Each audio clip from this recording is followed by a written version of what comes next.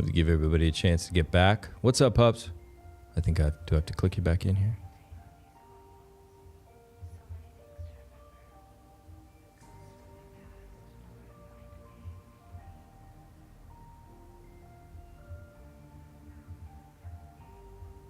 Huh.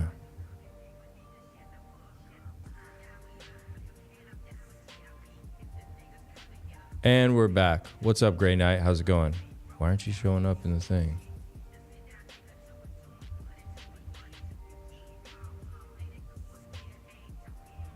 That's weird. All right, pup. Sorry about that. We got kicked out of here. I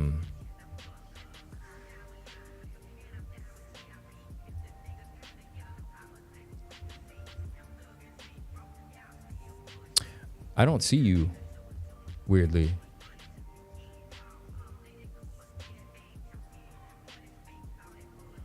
Yeah, good to be back. Good to be back. We lost the broadcast. I think I might have to plug in directly into the Wi-Fi, not use the wireless. Either that or there's just some issue with Restream. Maybe it's not the best thing ever. Right now I'm trying to bring Fast Abdul back in. Fast, do you want to hang up and come back? Yeah, I'll send you a new one anyway, but let's try it.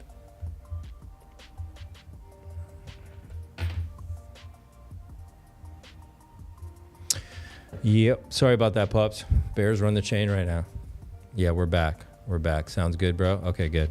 I did close out the rain. I don't know what's doing it, to be honest. It should actually be working just fine. It could be Life's way of telling me to not use Restream. Maybe I got to use something different. What's up, buddy? Let's get you back in here. All right, there you are. Here we go. Are we back? We're back. We're back in the show. Ooh. What's up? Let's let everybody get back. I think everybody's coming back right now. Let me double check. Everything seems to be working fine now. We're unstoppable.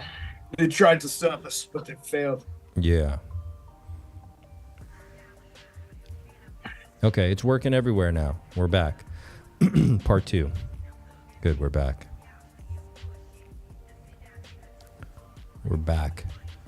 Give everybody a second. You guys remember we were just covering the story in Amaranth, so she was robbed. So Restream or Ecamm? Well, I use Ecamm, but I've been using Restream because I thought they told me if I used Restream, it would alleviate the draw on my internet. But to be honest, it doesn't because I'm having the same issues I was before. So there is another company that also does it called, there's another one. Maybe I have to try another one. It could just be, there's a lot of construction on the street I'm on. Remember when the gas went out and I was like freezing cold? Yeah. Yeah, so there's a ton of construction. So they're constantly hitting pipes and wires and cables. So maybe there is some issues with the internet because it's been acting kind of funny the last week and a half. And last time they hit the heat line, so who knows, maybe they're having to reconnect the internet and move it somewhere else or whatever. So it doesn't seem to be as fast as it was. But there's a lot of construction on my street, so I'm thinking that's what it is. Welcome back, everybody. Welcome back. Smash the like button once again. Sorry about that. Yeah, so we were just talking about Amaranth. She shot the intruders who were coming into her place. So don't share your stuff. I think it's definitely going to be way worse than it was before. You got to be extra careful, all right? Extra freaking careful. All right. Agreed. This is this guy. I don't know. Maybe we skip it right now. He's talking about, I don't know, it just popped up on my Twitter, but he's literally talking about world leaders and a coup d'etat and the World Economic Forum. I thought it was interesting. So maybe we'll listen to it while we wait for some people to get back on the stream. Those who do not adapt to this fourth industrial revolution will find themselves ousted and will lose. They will lose everything, including their freedom. In short, Klaus Schwab is threatening the head of government of the 20 most industrialized nations in the world to carry out the programmatic points of the Great Reset in their nation. This goes far beyond the pandemic. It is a global coup d'etat against which it is essential that people rise up and that the still healthy organ of state start an international juridical process. The threat is imminent and serious, since the World Economic Forum is capable of carrying out its subversive project, and those who govern nations have all become either enslaved or blackmailed by this international mafia.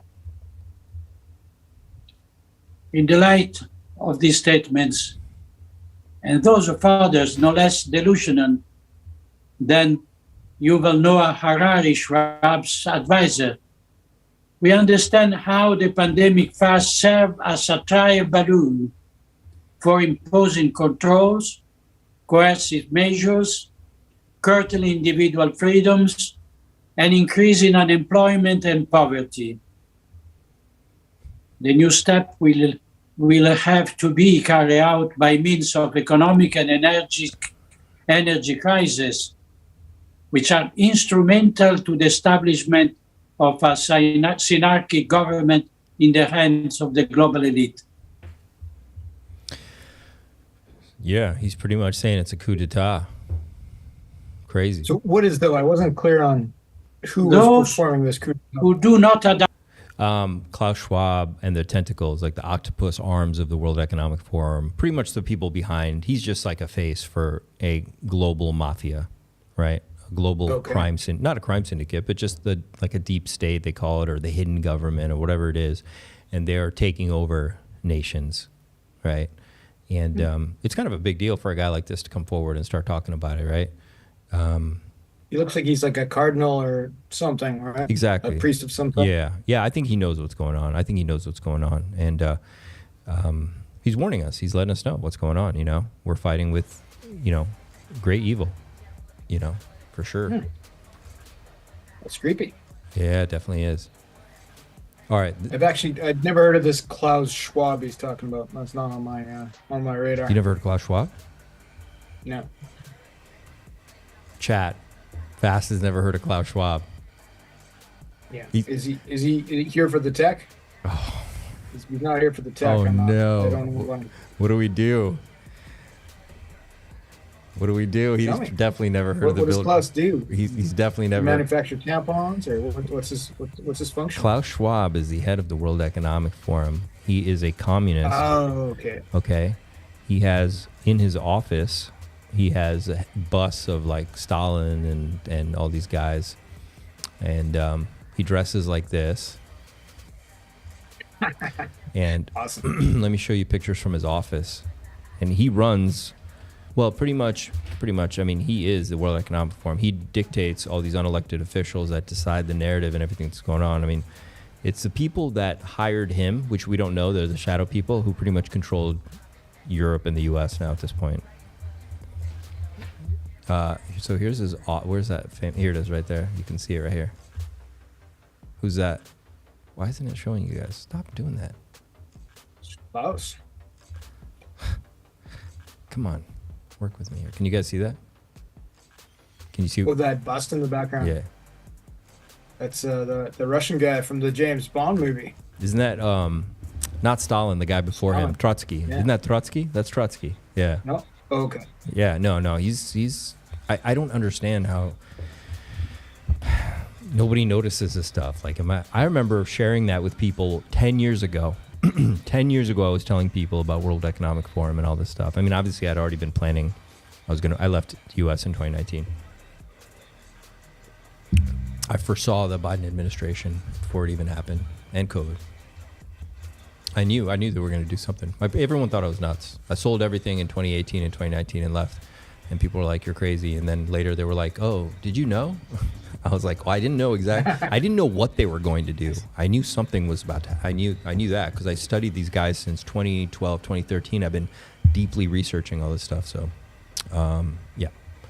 Anyway, welcome back, everybody. We're haven't even left the weeds yet. So apparently, the Ark of the Covenant was at Mar-a-Lago. I don't know. This could be just now. We could just be going down the complete rabbit hole. So let's just something really kind of weird. This is crazy. I'm begging for it. There's a group of people that built an exact replica of the Ark of the Covenant. It took them 3 years to make. The chief architect chooses to remain anonymous. They put the Torah, which is the Hebrew Bible, like in the Ark of the Covenant. They just did that. And he said, quote, when that Torah was put in this ark, it became weaponized. But then he says, there is going to be a force that is absolutely so powerful that it's going to be something we've seen in the movies, but for good. Do you know where this replica of the Ark of the Covenant was for 8 months before they brought it to Israel? Antarctica. Trump's house.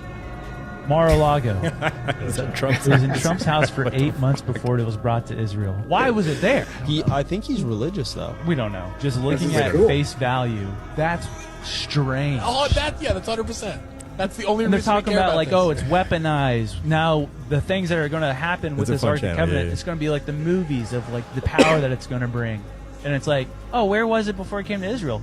It was in Mar-a-Lago. This is one of the weirdest things I've come across. Wait, There listen to was this part, this let's go. prophecy It's a of a Hopi chief. This prophecy goes back to before the white man was in America. He had this whole sketch. They didn't have a written language, but he like predicted really crazy stuff. He said there's this separation at the end of the straw line. It could either be chaos or it could be the coming of the Great Spirit again. It boiled down to one individual. It is known that our true white brother, when he comes, will be all powerful and will wear a red cap or a red cloak. He will bring with him the sacred stone tablets. With him, there will be two great ones. One will have the symbol, it looked like it just an X. Yeah. And when I read that, just chills went down. He mentioned that the man with the X symbol, he said he will be a man of great invention. I'm just now understanding the X Yeah. reference. Yeah. Okay. Oh. Wow. When it talked about the sacred tablets, that was we weird to we me. talked about the Mar-a-Lago. We talked about the Yeah. Mar-a-Lago Ark of the Covenant thing. It's just weird. Yeah. All right. The Hopi prophecy. You know about the Hopi prophecy, right?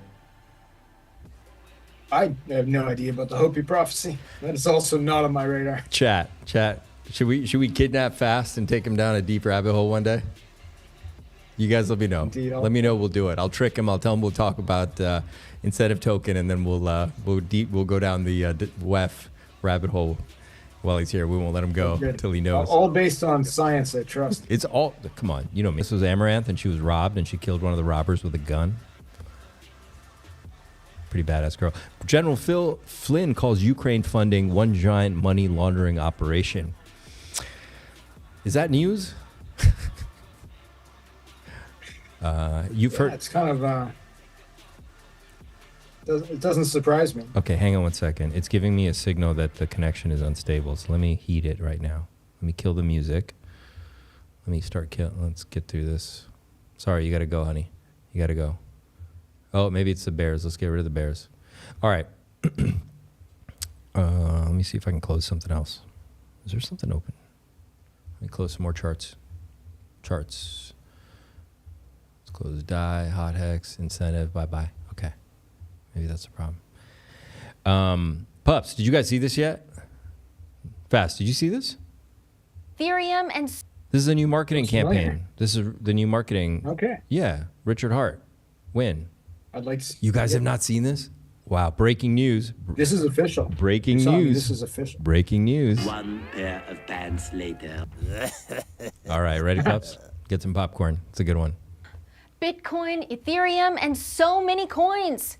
Which coin is the best? Is it too late to buy Bitcoin? Why must cryptocurrency be so confusing? When you need clear answers, go to Richard Hart. The smartest man in crypto, Richard Hart. Richard Hart started mining Bitcoins on his graphic card in 2011. Richard knows his crypto stuff. Crypto Smart with Richard Hart. Check out his YouTube channel.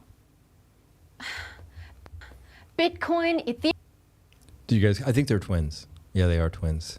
Because I know I approve. chat's about to ask. You approve? You approve.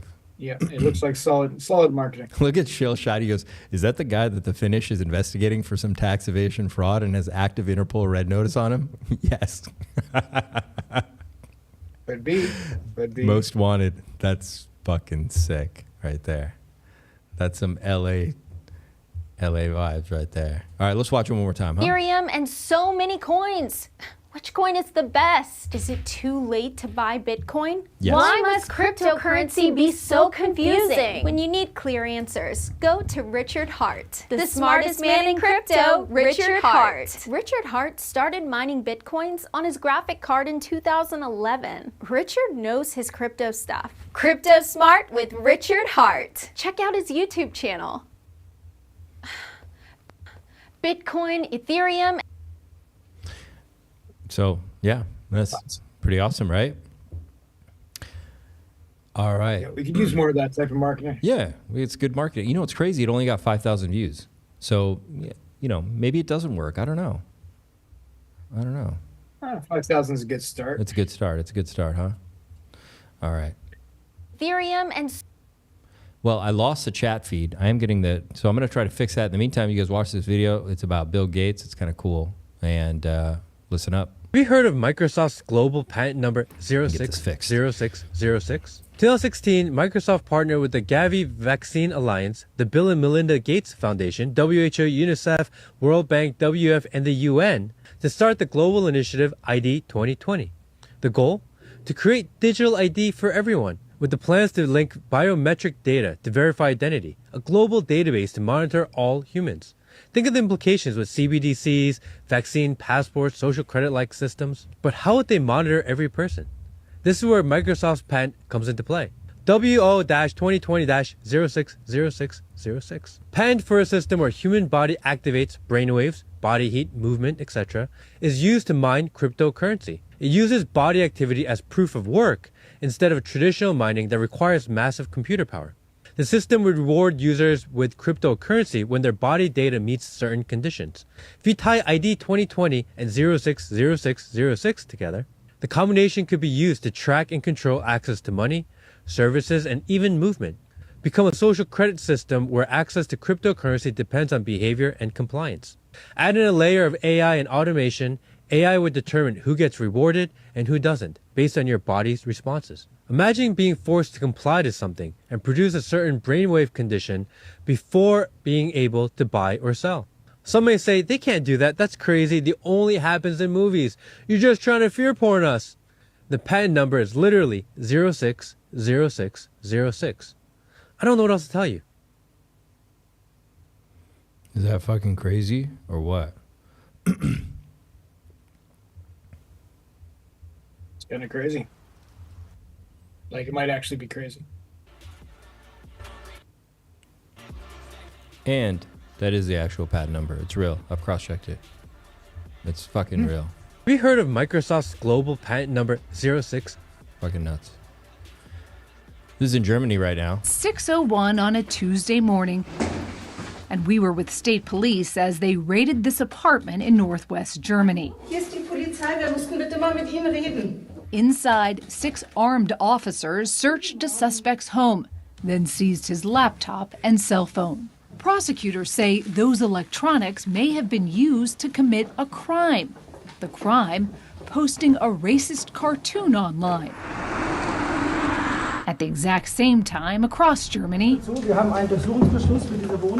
more than 50 similar raids played out. Part of what prosecutors say is a coordinated effort to curb online hate speech in Germany. It's 6:01 on a Tuesday morning, and we were with state police as they raided this apartment in northwest Germany. Hier ist die Polizei, wir mussten bitte mal mit Ihnen reden. Inside, 6 armed officers searched a suspect's home, then seized his laptop and cell phone. Prosecutors say those electronics may have been used to commit a crime. The crime, posting a racist cartoon online. At the exact same time across Germany, more than 50 similar raids played out. Part of what prosecutors say is a coordinated effort to curb online hate speech in Germany. It's 6:01 on a Tuesday. Is that fucking crazy? That is a little crazy. Look, the one thing cool, the girls are figuring it out. This is a really cool video. I don't know if ladies understood all this tax stuff before, but I think they're starting to understand it Who now. can guess within the last 3 years how much I have had to pay payroll taxes to just be able to pay you guys, which are all worth it, but this is a government issue. How much do you think I've paid in payroll taxes? It's just a tax that I pay to pay you guys, if that makes sense. In 3 years? In the last 3 years. Oh, 3 years. In the last 3 I'm years. gonna say 60,000. I think 80,000. I said 100,000. I'm gonna go 85. Like 90. Okay. You want to weigh in, Liana? How much do you think in the last 3 years I've had to pay in payroll taxes? 45,000. Okay. Are you all Do you ready? know what country they're in? Drum roll. You want to guess? Well, they're American. 1,000? Yeah, the accent's so American. $272,000 to the U.S. government just to pay people that you will also pay your taxes on as well. And then when you go to buy something, you will also be taxed on the items She didn't want to know. that She's so you pissed. are purchasing. I feel awful. No, don't feel. No, it's I'm gonna you're go. also, and then you get paid, and then your paycheck's half of that because you're also paying taxes. And then when you go to purchase something, you will be paying taxes. And we pay for the same thing. The U.S. dollar is taxed 1 million times before it even ends up in someone's name. So We used to like go to war for taxing. no Now I get taxation it. without Oh my representation. gosh. I could buy a house with that. Yep, me too. No wonder. Anyways, fatal for taxing. love you all. Crazy, right? And that's true. Like I've employed probably hundreds of people over the years, and the amount that's paid out to the government for all the details of insurance, and payroll taxes increases it substantially. It's like a 25% cost in Canada to employ somebody on top of what you pay them. Yeah. It's pretty crazy. Pretty nuts, man. Pretty nuts out there. All right, let me double check this. All right, now, Peter Schiff started posting about Donald Trump. He said, Donald Trump, the first crypto president, just helped pull off the biggest crypto rug of all time. A congressional investigation is now warranted to find out the following regarding this Trump dump scheme. Who authored the 2 Sunday afternoon posts on the president's Truth Social account, which, by the way, are not there anymore. All right, they're gone, or the account's deleted or something. Chad, I don't know, you guys check it out, double check that. Who knew about the first post in advance, and when they first informed of the wording of the post and the timing of its release? How much money those with advance notice spent buying XRP, ADA, Sol, BTC, and ETH, and if they sold, the exact timing of those sales and the proceeds received. We also need all emails or text messages that involve any members of the president's staff, his or their family or friends, his campaign donors, or Truth Social employees that relate to either of the 2 Sunday Truth Social posts. Damn. There's people are saying free market, but I mean, I don't know. Chat, what do you guys think? Is this okay to do? Sounds suspicious. It's definitely pretty sketchy. So as you guys know, yesterday there was a tweet, and Eric Trump chimed in on it again and said, I love the genius of announcing a strategic reserve on Sunday when traditional markets are closed and Wall Street sleeps. For the first time, retail investors win. Traditional finance better catch up or it will quickly become extinct. The world no longer runs on Monday to Friday, 9 to 5. All right. I don't like this guy anymore. Or at least it's not that I don't like him, but something funny's going on because nobody's available on a Sunday afternoon. All right. And for people that proclaim to be, conservative Americans, they know what's going on Sunday mornings and afternoons. That's like family time. All right. Nobody was available to make that trade. All right. Nobody except people on the inside and absolute degens. All right. So this was a tweet. It happened yesterday. All right. And I was on a walk when it happened. So it must have been quite early. It must have been like almost 11 or 12 a.m. for East Coast Standard Time, U.S., okay? A U.S. crypto reserve will elevate this critical industry after years of corrupt attacks by the Biden administration, which is why my executive order on digital assets directed the presidential working group to move forward on a crypto strategic reserve that includes XRP, Solana, and ADA. I will make sure that the U.S. is the crypto capital of the world. We are making America great again. And right on that tweet, those assets spiked massively, between 30 and 50%. All right, Huge. Huge. And then 30 minutes later, and I started walking back to my office pretty quick. All right, I canceled my Sunday, and then he said, and obviously BTC and ETH, as other valuable cryptocurrencies will be at the heart of the reserve.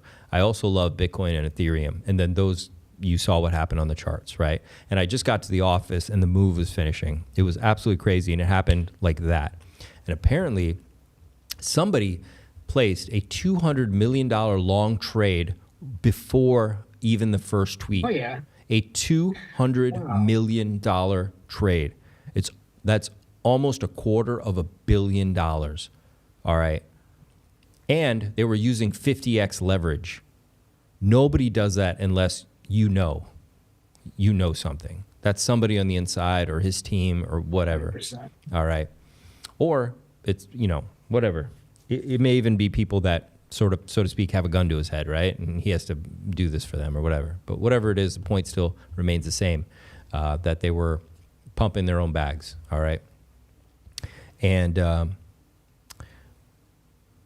it was amazing. I mean, they nailed it. I mean, of course, right? And then David Sachs came under fire as well, but he came and tweeted, he chimed in that he had sold all his cryptocurrency, including BTC, ETH, and SOL prior to the start of the administration. So he's kind of saying he had nothing to do with it. Now, he is also involved in companies that do this too, but he said he did sell it. And if he did sell it, then technically he sold the top, right? Which makes a lot of sense. He sold it perfectly right on time, right? Which is actually sketchy in itself as well, right? That David Sachs, obviously he knew it was the top and he sold everything. He dumped all his crypto. So, everything kind of stinks so far pretty much for the most part. All right. Let's see. Bitcoin news. Insider trading on Trump's crypto reserve. Yesterday, a whale went 50x long using $4 million to create a $200 million position. All right. He's now closed most of his trades, raking in over $6.8 million a day. And I think the risk on this trade was only like half $500,000 they would have lost with their stop loss. I don't remember the full details on it like that, but whatever it is, somebody went in with absolute certainty. They pulled out about $7 million. I mean, that's a good play. His timing, perfect. Yeah, it's still pretty weird. Like, they could have gone bigger if they knew for sure, if they had, but maybe that's all they had available, right? Like, right. To some people, that would be a ton of money. Yeah. 50x long on 200 million and they only made 6.8 million kind of tells you that it might not have been an insider. If they were an insider, they wouldn't have sold before Trump's second tweet. Risking 200 million for 6.8 million is not very smart. There's some truth to that. It's possible it could just be somebody really smart who was noticing something, in the chart, who was really dialed in at that time. Maybe. Or it's just an insider and they didn't know how, because we saw at pump, you also don't realize how fast people might sell into the pump. So maybe the person, whoever, even if it was an insider, went, oh, people are going to dump into this possibly, so maybe they got out. We don't know the full story. We don't know who it was. A lot of speculation that it was Barron Trump, but yeah, I don't know. We don't know. I can't speculate for all that. It was pretty crazy though. One thing that's really interesting is Trump's post lines up with the countdown to Ingersoll Lockwood and the song that links to the rabbit. Now, there's a book that Ingersoll Lockwood wrote. Do you know about Ingersoll Lockwood? Does not ring a bell. What did he write? I might recognize the book now. So he wrote a book 100 years ago about a president named Trump that came into office and has a son named Barron. He wrote it in like the early 1900s or something like that. He also wrote a book called The Last President, Ingersoll Lockwood, 1900. And yeah, apparently it's about a guy, I don't know if they said the word Trump, but he has a son named Barron, right, in the book. It's another rabbit hole, man. It's really trippy. That's why some people are saying that his family's a time traveler. It's like the coincidence is really too much. It's happening now. The sky's turning red. So there's a countdown timer going. That's for tomorrow. All right. And apparently in the book, something happens on March 4th in the book too. Anyway, the whole thing's just completely crazy. We don't have time to go down this full rabbit hole, but it's really interesting. You guys check it out. Ingersoll Lockwood, if you guys want to check it out. So I did a quick look into Ethereum guy, Vitalik, and is he a communist or not? I think he kind of is. I think he's trying to backtrack it and make up a lot of like cute stuff about it. But it's no shocker. Communism's definitely, a lot of people are talking about. When I was living in LA, people were talking about it, how cool it is and how cool this guy Marx was and all that stuff. Because, they read this stuff in books and think, it plays out like that in real life. But it's like almost like reading a book on how to swim and being like, oh, I know how to do this. It's easy.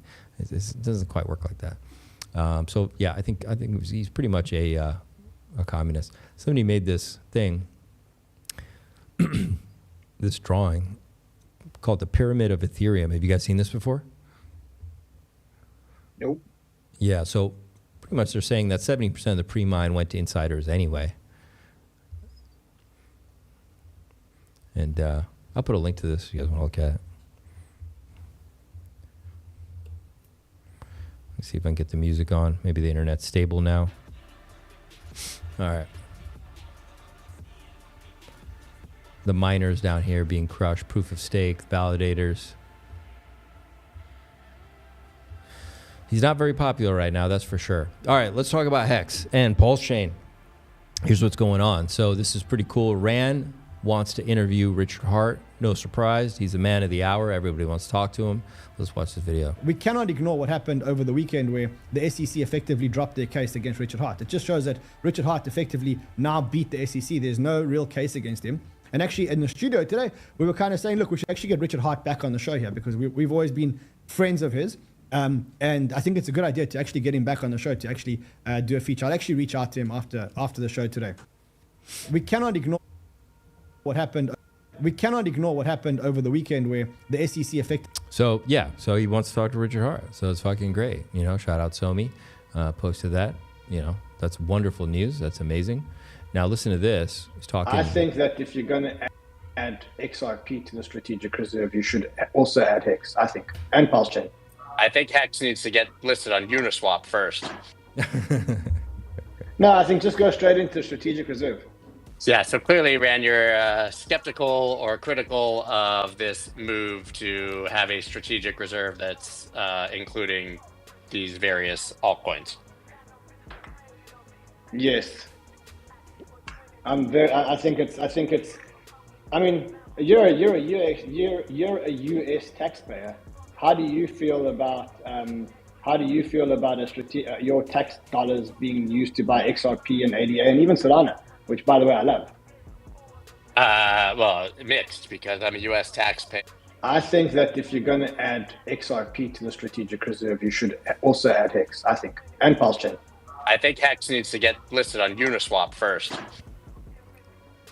No, I think just go straight into strategic reserve. Yeah, so clearly, Rand, you're skeptical or critical of this move.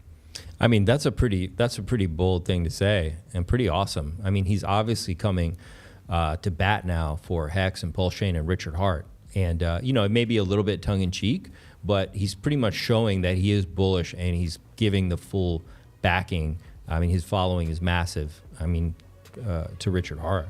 What do you think about that, Fast? It's pretty huge. I think there's going to be a lineup of these guys who are going to switch teams and come over to the RH side for various reasons, depending on how much soy they're drinking. From they see the light to they're pussies and they're scared of Richard Hart. It'll be a combination of those things.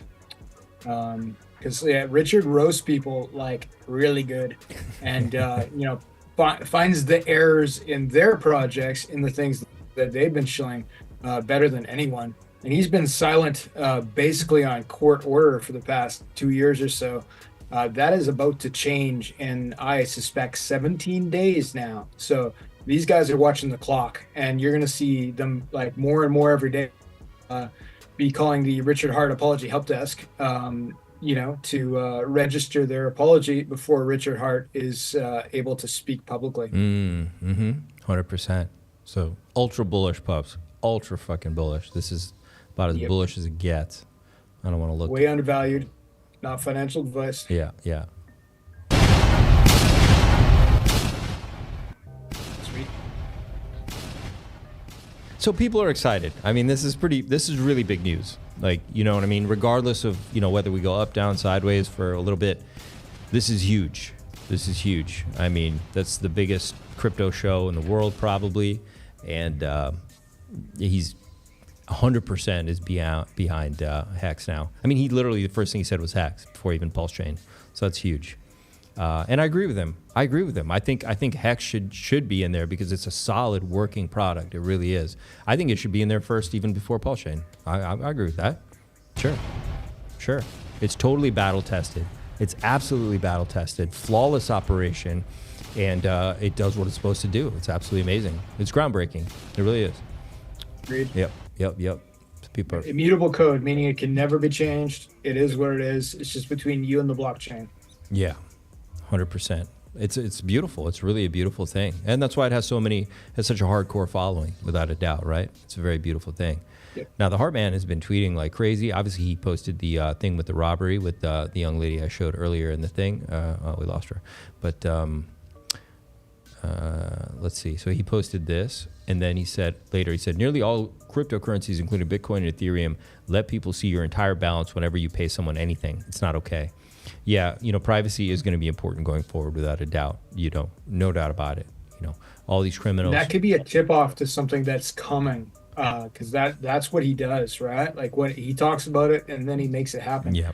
PulseChain could become a privacy chain. This is not something he hasn't mentioned before. 100% agree. I mean, the narrative's huge. I mean, fuck, man. I've never been this bullish. It just keeps getting better and better and better and better.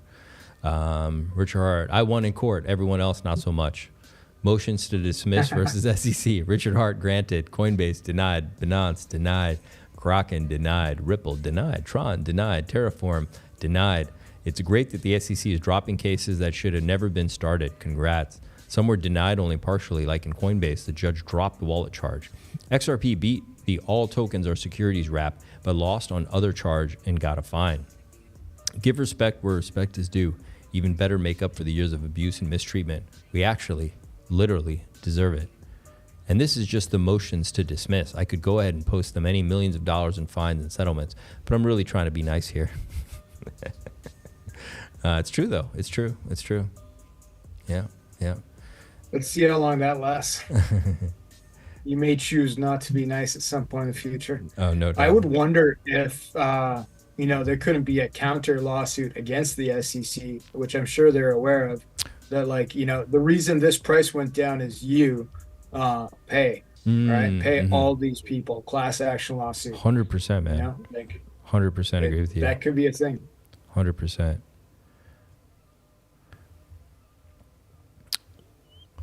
So he also said, and just an hour ago, he said PulseChain is doing well in Ethereum over the last 8 months. Not as well as PulseX, though. This is the Pulse ETH chart, WETH chart from Ethereum chart. Now, there was some contention about this not being the correct chart, but some people were saying that he's trying to hint and show us something.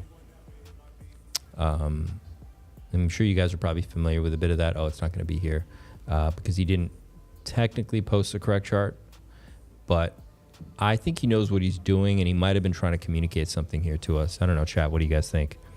By the way, I'm trying to keep up with the chat. I lost my chat feed, so I'm just pulling it off YouTube as best I can. Also, I can see, I know this sounds crazy, but many won't be able to afford PulseChain. Saint, what I learned from RH is that he's prepared for SEC even before creating Hex. The man knew all laws and rules and regulations. The man is great. Zymus, no, you're 100% right. I mean, that's why he spoke in a certain language. He was aware of all this coming. And I think we should take his hints very seriously, for sure. Yeah, you guys know the rest of the story there.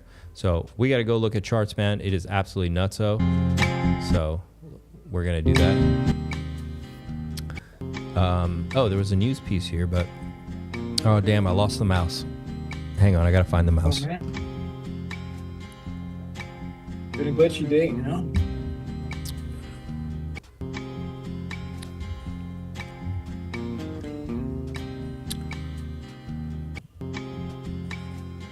Oh, I got the mouse back. All right. You guys ready to see some charts? Let me see if I can catch up with the chat here. Let's chart it up. What's going on in the chat? Could be next cycle. Rich said again, yeah, the mouse, having some glitchy issues. I think I'm going to change the setup again. I like the Zoom thing, but I think I got to make some adjustments again because I'm tired of these dropping when the stream drops, right? It's really frustrating for me. Rich is offering to send you a new mouse. I don't think that'll be necessary, Rich. We want to, for the environment, I think Saint should just keep his current mouse. No, Rich. And just work around the problem. I would love a working mouse. That would be great. I mean, aren't you guys tired of the mouse freezing up in the middle of the stream as well? All right, let's see, what do we got here? Oh, there it is. Got the mouse back. There you go, mouse. Nice to see you. All right. Really quick, gold is bouncing really nice. Looks like it might continue its uptrend. That is kind of bad, possibly. Might mean somebody knows something. The timing of it is kind of uncanny. That is the 200 there. Got a juicy bounce, and we got above the 100 as well. And we're making our way up. And as soon as we get above the 21, I'd say we're pretty much very bullish again here on gold. Let's come over here. Dixie's come down a little bit. This was the hopeful line I had. So it was coming up above it. Now we've come back. So hopefully it falls away. Now I do think it's going to break down eventually. Let's just hope it doesn't continue moving up, really. And there's a certain amount of up we can handle, but too much and it's not good. Okay, here we go. We need to get back here to ETH. So, oh, fuck. Well, oh, fuck. All right, well, we got a higher low. And I think we looked at this briefly before we started the news on the last stream, I think, right? As I said before, obviously, maybe we get one of these. We get a juicy W. Maybe it's a double bottom, and we're about to, if we get one of these, I mean, it's very bullish. Now, what is important is we need to get above certain trend lines again, okay? Let me... Can't get rid of that, whatever the fuck that is. All right, so we have this trend line going back. You guys know we had a wick down below it. This trend line goes all the way back to 2022, so it's a very serious line, okay? It's not to be messed with, and it got messed with. It got messed with back here in February in the beginning when we had a big fall below it, but we had another trend line here. We bounced off. All right, and let me, what do I have? Okay, cool. It's going. And we came back above, and we were hoping that we were looking good, and then we fell back below it again, if you guys remember. And we've come up from this tweet made by Mr. Trump there, and we've got a super bearish engulfing right afterwards, which is today. All right. Now, it's not closed yet. It has about an hour and 20 minutes left to close, but it's not looking good so far. All right. But like I said, maybe it's a double bottom and we get a W out of here. But right now, it's not looking good. Let's see here.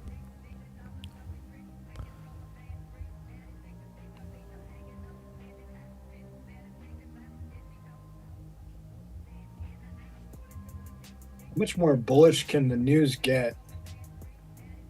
Like the president just announced there'll be a United States crypto reserve and named ETH and BTC amongst those. Like, how does that not catapult us? Like, somebody's playing games here. Yeah.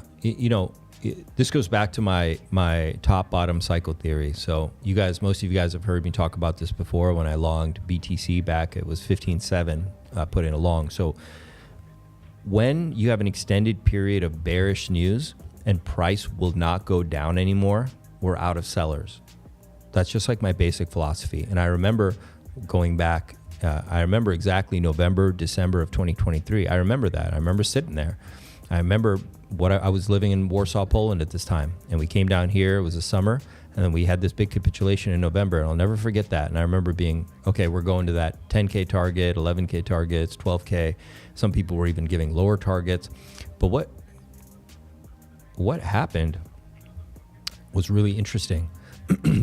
I remember sitting there day after day, week after week, and bearish news kept piling on, one bearish piece of news after another, right? Massive. And the price didn't go down anymore. That was it. And we turned the new year, and I remember sending a message to a couple friends of mine and family, and I said, I'm going long. I think all markets are about to rip to the upside. And I have people that have that tweet, okay? And a few people bought just a little bit of BTC. I went giga long on Render and BTC on January the 2nd, 2024. All right. Or was it, 2023. And because I remember these 2 months of bearish news. You guys remember how bearish the news was? It was like FTX and this and that, and the market's going much lower. Some people were even saying 7K, 8K, but the price would not go down anymore. And I was like, there's no sellers. If there's bearish news for this long and the price won't go down, we're done. We're going up. And I remember putting, because it was January 2nd right here, and I bought this green candle. I remember 15.7, and I laddered into my position all the way up to like 16.9. I'll never forget that. It was right here.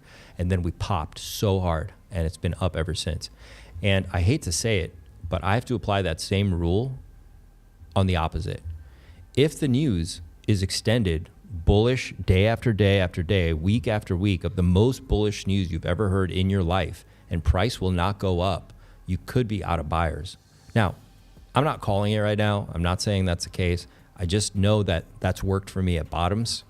And could it be that at the top it's the same thing? Because we've had unbelievable bullish news and price will not go up. What is going on, right? And it's the same thinking. I mean, you could see this as a bottom. I inverted the chart, right? So you have, if you imagine right now, you've had unbelievable bearish news week after week since November. Look, it's even the same timeline, right? November, if I'm flipping the narrative, bearish news, price will not go down anymore. What does that mean? We're out of sellers. Out of buyers. Yeah. Yeah, well, if I'm... But on the other side, out of buyers is the fear, right? Yeah, so if I invert it, I mean, what I see is this. Beautiful W, double bottom, and, you know, now we have to go up, but obviously it's inverted, right? So is it possible? We have to entertain that it could be possible, right? And David Sachs sold the top, right? He admits it. He's like, yeah, I sold all my crypto right before the inauguration, right? He sold the top. You know, it just takes me back to this period right here, 2022 into 2023, when literally it was nonstop bearish news. And once again, it was also a W and a double bottom. It also was, you know, it was a big juicy W right there. Okay. And it was nonstop bearish news week after week after week. And I remember somebody messaged me. They're like, are you sure? I was like, things look bad. And I was like, nope, there's no way 2 months of bearish news and we're not going down. We have to go up. Even if it's just a dead cat bounce or some kind of like counter rally, we have to go up from here. And we went up and we didn't stop going up, right? We haven't stopped. And so in that same light, I'm thinking, geez, like how much more bullish news could you possibly put out into the market and it won't go up anymore? And could it be just pure manipulation and they're shaking out the participants? Yeah, that's possible. And I think that's what we're all hoping for, right? Fingers crossed. That's where we all want to believe that, hey, they're tricking us, they're going to flip it, and it's going to go up. Oh, shit, we're 86, we're coming down. I just have to put that out there as a possibility, all right? Now, miracles also happen. We don't know, but I'm just looking at the charts, right? So let me go back to ETH and see something really quick here. We are under every important moving average. There's no doubt about that. We're back at some serious support right now, which is this trend line, which goes back to these wicks over here, back from summer of 2024. And we're back where we were recently. We're hanging off it, and we just broke. Looks like we're breaking one of them right now. Let me go to the hourly. Yeah, we're breaking down and we're making a retest of it, and it looks to me like we're about to get a rejection there, possibly. Something needs to happen pretty quick for this to reverse, because if it breaks here, it's going to break this area pretty quick. It's probably not going to hold here. So right now we have a higher low. We're moving up. We haven't been rejected, but we're making an attempt at that trend line we broke under. Here's a trend line here. We broke under here. See, we broke under it. We retested. We got rejected, and we popped above it, bounced, and then we got that big giga wick. We're doing the same thing. We broke below it. We're testing it again. So let's see what happens. Because this time, if we get rejected, I think we'll fall much further than we did the first time. Let me see Bitcoin really quick. So you can see the support we had going all the way back from this area we were in, this channel. I just traced these wicks all the way down, and we literally wicked below it, and we've been dancing above it. We got that giga pump, and now we got the giga dump at this other trend line. This is an important trend line because we fell below it. Now this I had drawn on my chart going back here. If you remember weeks ago, I drew when we were back here, I said we're going to come across and we're going to fall and break this trend line, but we were going to reverse at some point. Now I didn't know we were going to go that low, but you can see what I drew and how well it lined up. Even the pump we had lined up with what I drew weeks ago, which is really uncanny. But my hope was, of course, that we would dump, get above it, and continue on an uptrend. That was my, like, fingers crossed, my bullish, bias, and it could still play out. I'm still hoping we reverse and we come back above and we get above these lines and we go, right? But the dump happened exactly where I thought it was going to happen. But right now, we're still watching it. Now we're above this trend line down here, which is really important to me too. But this one right here, that where I drew we'd fall under, this is the most important trend line for me. All right, we need to get above this one again, but we've obviously been rejected there. That giga pump we had on Sunday was rejected. Look at the wick, like to the wick on that fucking thing. Let me just, if I move this side, like literally it wicked right to that trend line I had. I mean, exactly. And isn't that crazy? I drew this weeks ago, and where we wicked was exactly where I thought we'd resume the uptrend. It's fucking crazy. It's uncanny. And once again, this is on the live videos. I drew this live, so you can go back to see if I'm telling the truth or whatever. But it's all recorded, and it was live. Can't change anything. But we've fallen apart. We broke the uptrend we were back in, and let's see what happens. What I was saying earlier was that it looks like they're just creating a ton of volatility, whipping out shorts and longs, keeping people from, I mean, who can enter right now? No, everybody's like, what the fuck's going on? Which is good, but the problem is we don't know which direction they're going to choose. I think it seems obvious to everyone they're going to pick a direction and they're going to hit it hard. Is that going to be, because what I drew here was a hard move to the upside. So I thought we'd break down, we'd come above, and we'd move hard and fast to the upside up to this target up here that I have of about 125K, okay? But if they pick the downside, I'm assuming it's going to be a hard move to the downside. So they're going to pick one of these directions. Now, it could also just go sideways and just mess with everybody as well, which would be very painful too, right? They just track it sideways. And they could do that, man. They could 100% like create like just some crazy whipsaw nutso shit, like who knows? And then they'd have to pick a direction, right? Which way? This line is the middle of March, by the way, just so you guys know. We're between two really important trend lines right now. We are underneath the 21, the 100, and we're above the 200, all right? Things are getting a little bit serious here. No one knows what's going on. It's possible they're going to send us to the downside, but just to create some more fear, maybe we do go back and completely fill that CME gap at 77. We come back and touch these old highs, which is normal, which we haven't done. It's 73. Could be as low as 69, and I'm still happy. I think I put an orange line there. Yeah, like 68.4. Did I put that there? What the fuck is this? I'd say like 69-ish could be the lowest before I'd really get worried there.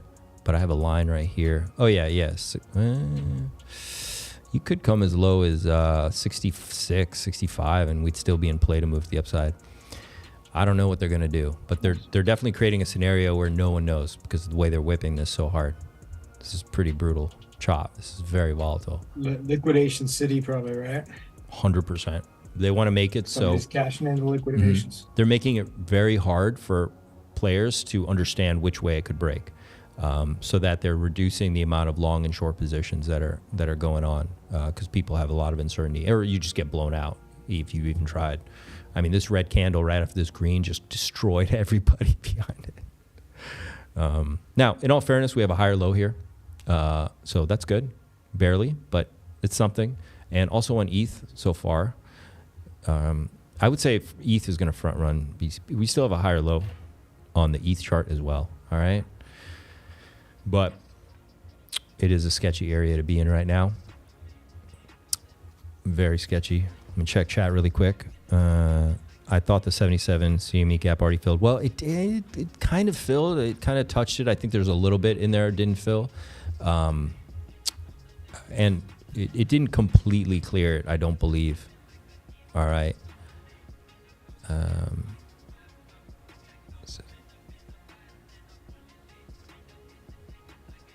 I don't think it completely cleared it. All right. So they could go back there and fill it and resume, or yeah, we don't know. Like, you can tell I'm like, I don't want to say the top is in, right?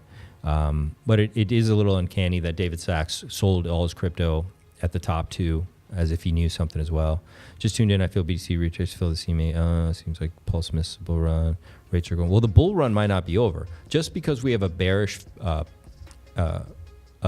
range in this doesn't mean the bull run's over.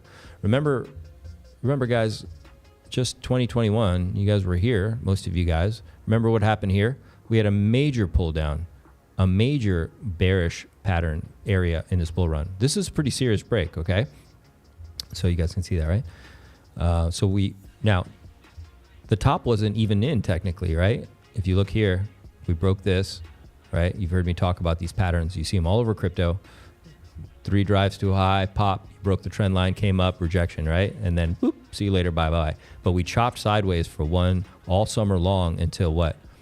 End of July, and we popped and started another bull run, and no one expected that. And alts went absolutely crazy here. This is when Hex went to 55 cents. So if you had thought the bull run was over, you missed out on most of the gains of the bull run, all right? Because alts went absolutely ballistic here. So you can have a bearish, there could be some drawdown here. We chop sideways, scare everybody, and then move back up, and continue, which is what I think could be possible, because that would take us much further into 2026, 2027, or what have you, right? Because this whole thing extended the bull run dramatically, right? So you got to keep in mind, these things happen. I mean, we could have three runs. We could come down, come up again, come down, and do another. Maybe this time we do a triple top instead of a double top. Who knows? Who knows what could be possible here, right? Now, once again, we could still make a drive to a high, okay? Which is what, if you go back to this thing I had drawn here, this is still possible that at some point, I mean, it is uncanny how accurate what I drew is. Like, we did push right back up, right where I thought we were going to push back up. We went much lower than I expected, for sure. But it's certainly possible this could reverse and start making its way up. So, I can't throw in the towel yet. Nobody can call it. And I think that's the point of this chop right now. No one can make heads or tails of what's going on. It could bounce just as fast too, right? Like, we were just at 90K this morning for Bitcoin. Like, the whole ecosystem could bounce back up to 90K for Bitcoin and whatever it was for Ethereum, 2,700. Yeah, 100%. Okay, Ethereum's getting bought back up. We got a little bit of strength coming in here. It's kind of good. It's not pretty. Let's go look at Pulse. Let's see what's going on. We need to look at, let me just look at ETH BTC really quick. I'm just curious. They're probably about the same. Let's see if they're in still my chop thing I drew. Yeah, look at that. Yeah, it's still kind of in this thing I drew. This is March, okay. Yeah, I'm breaking down. ETH is really weak right now. Here it comes out. Let's look at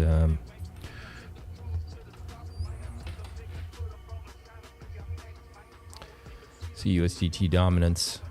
Okay, this is not the best thing I want to see right now. So USDT got a lot of bullish patterns here, man. W's, cup and handles, inverse head and shoulders. It's just super bullish all over the place. And it broke out of here, and it looks like it's come back and done a pretty juicy retest of the break of resistance. See this resistance?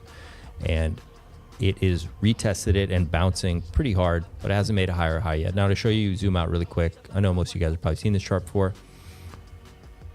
Let's just come over here and do it like this. This is the USDT dominance. So you want this down as low as possible, because that means people are trading their stable coins for high risk assets like crypto. Well, that's what they're doing. And then when it's pumping, crypto is dumping. So right now, USDT has been pumping, right? But you can see it's done this before, where it started pumping, and then it gets rejected at this resistance we have had here. And I can put it here like this. So right now, technically, we've got a rejection at that point. What we want to see happen here is this pump to come up a little more and get rejected and make its way to the downside, just like it's done all these other times, right? It came up to this resistance, slammed into it, played around, see you later, bye-bye, worked its way back up, rejected.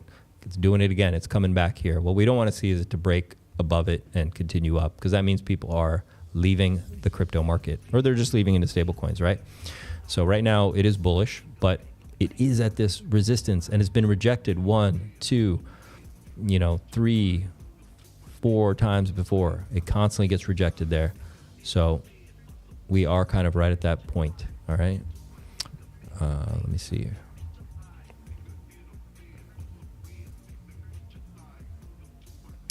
Right now, it certainly looks bullish. Okay, there's no doubt about it. USDT stablecoins look very bullish right now. Okay, but it also looked bullish back here and other places as well. So we can't call it yet. I can see others really quick. Let's see what general market looks like.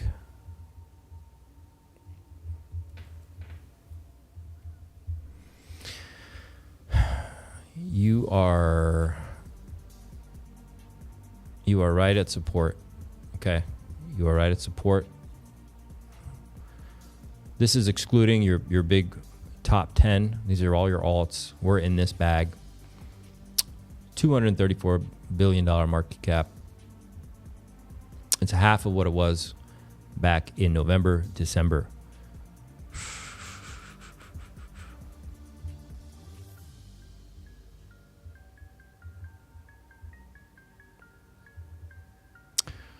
It's a tough one. It's not great looking. Obviously, we want this to bounce pretty hard here, but it's not looking like it wants to yet, but it is holding. We want this to reverse and move to the upside. That's all we want. That's all we want. That's what I want for Easter. All right. Chat, let me check in with you guys. How you guys doing?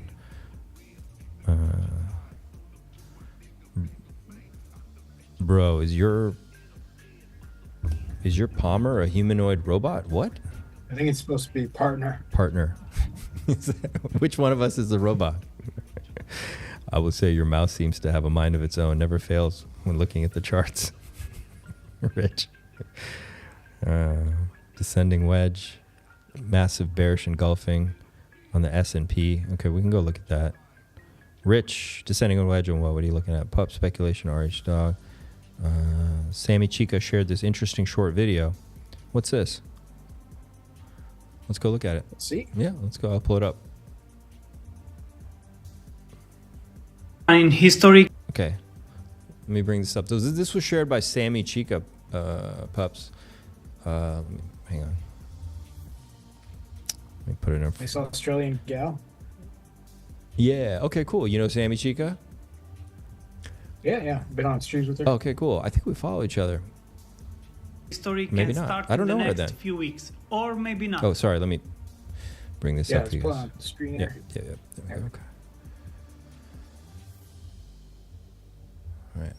Let me show you. This bull run in history can start in the next few weeks, or maybe not. Let me show you why. We have this chart that is showing us what happened with Bitcoin after each halving, and the most important thing, what happened 315 days after the halving. So we have 2012, 315 days after the halving, Bitcoin was going parabolic.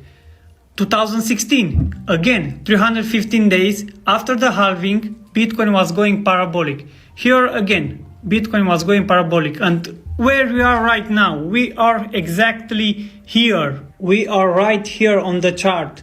Just 1 day away from 315 days. And as we see from the last cycles after the halving, if history repeats itself, Bitcoin will go parabolic in the next few weeks. So will history repeat itself? Or maybe this time will be different. Let me know in the comment below, what do you think? Yeah, I think we're all aware that we're at that fractal point of the cycle. That's we know that 100%. We are right at that point when it should be a full send to the upside.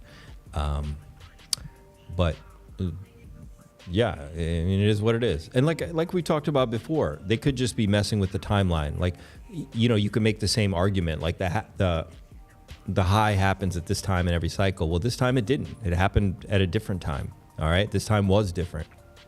Now, but it happened. That's the thing. So I think we are going to get it, but the timing just could be different. So that's what I'm saying, is that we could still reverse. We could continue up. It just may be off by a few weeks. That may be enough to mess everybody up. Or maybe they delay it for a month. That could mess people up too. But I do think it's going to happen for sure. So thank you, Sammy Chica. Very cool. Definitely like to talk with her sometime. Bring her on. Yeah, she's cool. There's a bunch of Australian broads that put on shows. Crypto Class has like a regular show. She brings on mostly ladies. Lately, me as well for some reason. There's several girls, and there's a couple cool Australian guys that stream too. I'm gonna do a super chat. We got a super chat by Waldo. Now, Waldo, sorry, I lost my chat feed, so I can't put you up on the screen tonight for some reason. But he says, Waldo says, I like filling gaps. Okay. Right on, brother. Thanks so much for your super chat, man. Really appreciate that.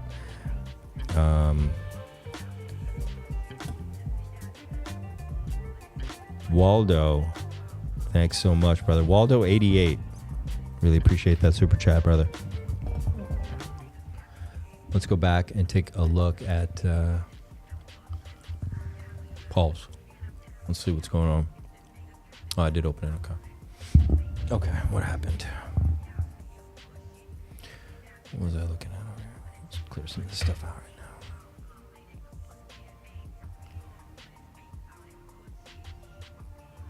now. We are in a giant falling wedge. That's what I have drawn on my chart here, and I'm going to go with that. I like it. That's very bullish. Okay, probabilities are that it's going to break to the upside with a lot of strength here. Did I lose chat again? How you guys doing out there? Oh, there we go. Okay. Another thing similar to prices not going up on bullish news or down or FUD is I hear a lot of people are saying that they've never seen a bull run end on FUD. Good point. Yeah, we don't have FUD. We have absolute bullish news and euphoria. And I mean, that's the problem. People are noticing there's no euphoria, but we have absolutely bullish news. I mean, you have, guys, I want to put it in perspective again. The president of the United States launched a meme coin. The president of Argentina then launched a meme coin. Then every lawsuit and every person that had been sued had been dropped one after another, and then Richard Hart won. This is extraordinary euphoria. Even though you don't feel euphoric, this is very euphoric. And then a guy blew his brains out over a meme coin live, okay? And music videos came out as well. So it doesn't mean the bull run's over, but we had clearly a lot of top signals for sure. It's only going to be in hindsight that we'll be able to look up whether it was a top. But all I know is right now, PulseChain looks bullish. It's in a falling wedge right now. This is good. We could certainly, come down. And that's what I meant by time. Maybe it just takes longer than we expect to have a breakout to the upside. Maybe they just take us sideways. And I showed you guys also on the chart when we were looking here on BTC. And I said, look, maybe they don't drop us or send us up. Maybe they just chop us again like they did over here. And they just make us run sideways for an extended period. And then have another low and we get a double bottom somewhere later than when everyone expects, like after March or something. And then we start going up. And I said that before, that maybe we go up at an odd time. Like normally in May, you sell and go away. Maybe this time it's buy in May and we start, everything ripping. We don't know. We don't know yet. But we're watching the charts and we're looking for the clues. PulseChain's looking okay. I know we sold off a lot. We had a nice juicy pump on the news, but we're selling off because of macro factors. A lot of other people are seeing the same things we all see in the charts. We can look at the S&P too. I don't think we sold off as much as like ETH and BTC sold off though, right? No, which is a good sign. That means we don't have a lot of sellers left in our ecosystem. That's great. So our weakness, or if we do continue down, you can see where I've drawn this too. You know, you could certainly come down a little more, but you're still preparing to pop to the upside in a massive way. Okay, this is to me, this is going to be very bullish when this breaks out of this triangle, okay? And actually, I do want to see the S&P really quick. We need to look at that really quick.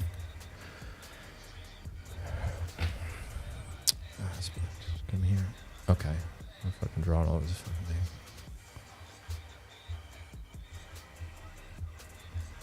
Okay. Yeah. Damn. Yeah, it's not good. But that's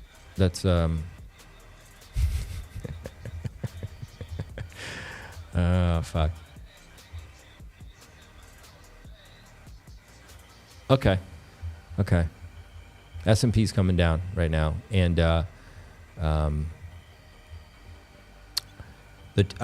here's the thing: the 200 is down here at 57.20, depending on when we touch it. That could be a place where all this reverses. Okay, so you've broken a major trend line. I got this one coming all the way back here to the summer 2024. We've touched it once, twice. We touched it a third time. We have broken down. We've been rejected. We're down. Okay, it's down. No doubt about it. I don't see this. I mean, who knows what could happen? This is just a nutty market, okay? But the 200 isn't that far. It's at 57.30, let's say, right? And we're at 58.49. So it's going to be a little bit painful, but maybe that could be the best buying opportunities you've ever seen before, right? Coming up here. And what we want to see is a bounce off that 200. That's really what we want to see. Now, I had a theory before that we could be coming up from the zombie apocalypse in a 1, 2, 3.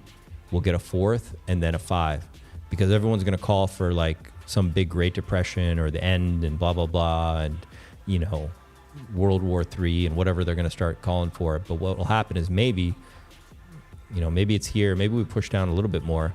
And if it is, it's hard to say. We could bounce the 200, go up again, have a top, and then come back. And then everyone's going to say it's all over. And then we rock it up for like the most craziest, epic, like 1920s bull run, right? Like you've ever seen. And that takes us into 2026, possibly even the beginning of 2027 for a 5th wave. I mean, who knows where that could end, right? That's like a very bullish take on this right now. But you need to let a lot of the money on the sidelines and money markets, everything to like pile into the market, which is what will drive this euphoric 5th wave, okay? Everyone who's sidelined right now, if we get this juicy pullback, is going to pile in, and then we'll have an epic run, all right? But, yeah, it's hard to say if this is going to, if right now, it's hard for me to say this is going to make its way up for like another pop up here, another high. We could come to the 200, and maybe it is a start. I mean, it could always be the start of this wave down. But I do think it's going to reverse on a lot of bullish narratives. You're going to have like some white swans that'll happen where they've already talked about it, right? You've already got all the cases dropped. Everybody's free now, strategic reserve. But now we get through this downturn, and then they announce all this stuff like we're going to give rebates to every American, $5,000 check, which means the money printer's on. Yeah, that would be insane. Money printer turns on. The war with Ukraine is over. We're also going to, rebate capital gains tax for the next 5 years or forever or whatever. They're going to abolish certain taxes. They've reduced, the government spending already. So we could just have a bunch of bullish narratives that catches everybody off guard who thinks, it's the crash of 1929 all over again, blah, blah, blah. And then the market reverses on all this incredibly bullish news. There's no shackles on anybody anymore. No SEC, nothing. Regulation will be down because that's obviously what they're doing. They're taking away regulation. Markets are going to fly if that happens. They're going to fly, and it's going to carry. And not to mention they have tokenization. You probably have a massive rotation into crypto of levels of money that you've never seen before. So it's going to dwarf the 2021 bull run by far. I mean, you'll see Bitcoin 200, 300,000 easily, possibly 500,000. And the narrative will probably be $1 million Bitcoin. That's probably what will happen at that point. All right. And then you're talking about 100,000x on PulseChain. Forget your 10,000x. It'll be something insane, absolutely insane. PulseX, once again, looking fine. You guys know we popped up on that news of the lawsuit being winning the lawsuit. We had made a lower high, and we're just kind of tracking down with the market right now. It still looks good. It's very strong compared to Pulse. PulseX is definitely quite a winner so far. See this ratio really quick. Yeah. That's the PulseX to Pulse ratio right now, and it's looking really good. PulseX is really nice. Ink's taking a bit of a hit. Of course, it is leverage on everything, and Ink also pumped more than most of the others. it pumped hard as well too, right? Once again, same thing like PulseX, lower high, and now we're coming back. What is this? Okay, cool.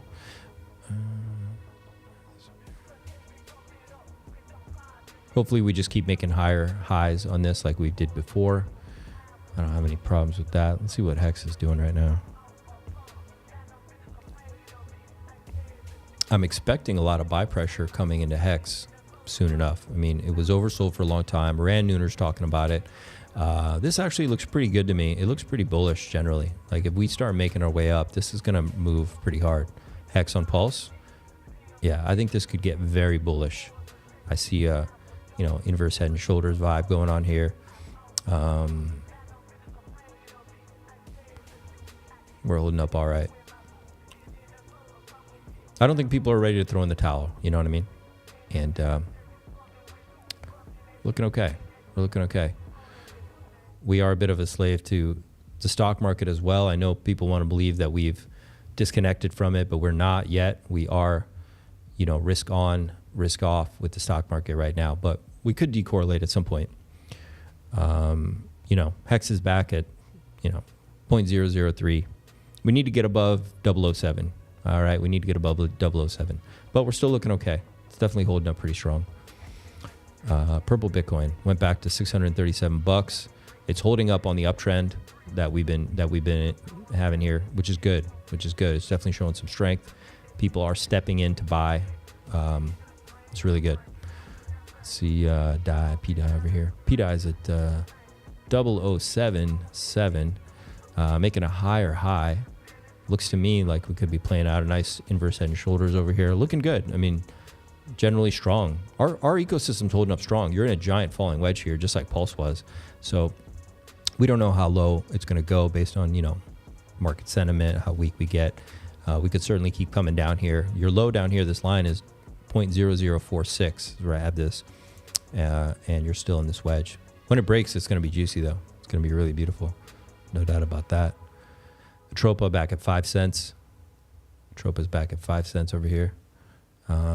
Looking all right. Got work to do. Like everything else, though, I mean, it's holding up. Higher lows.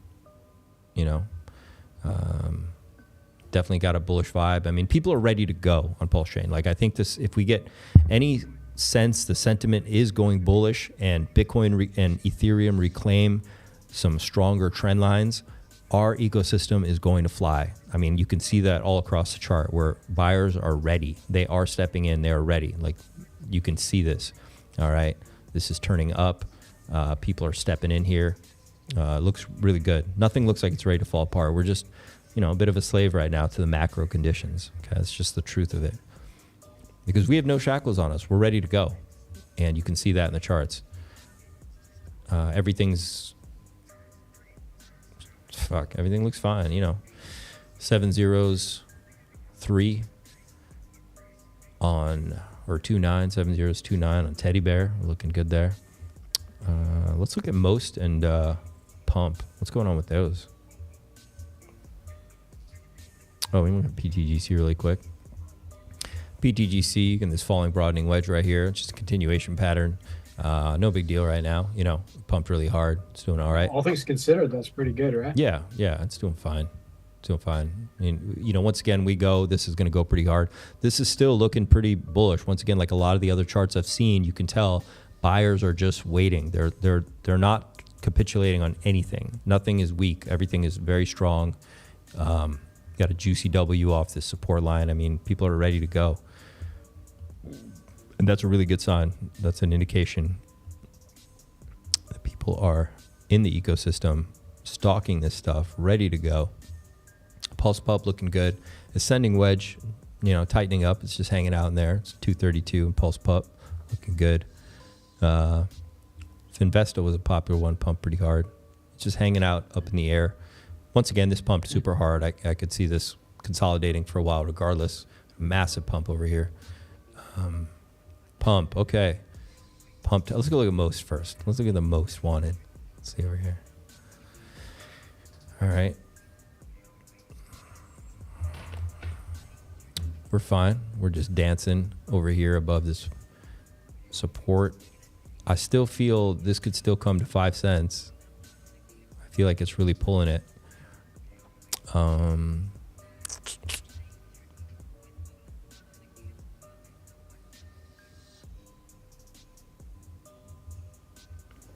Yeah. 0.076 cents. Looking all right. Chat, how you guys doing? Let me check in with you guys. Hex $10 in here. Check. Hans is still out. What's that mean? Show. Elon can eat. You don't like Elon? Gold 7985. I heard the OA put 1.5 million in PulseX on the SEC case drop. We did 100%. Yeah, it's good, man. We're ready to go. Yep. And they could do it again, right? Like that was just a taste of the sack bags, like, you know, much less than a percentage.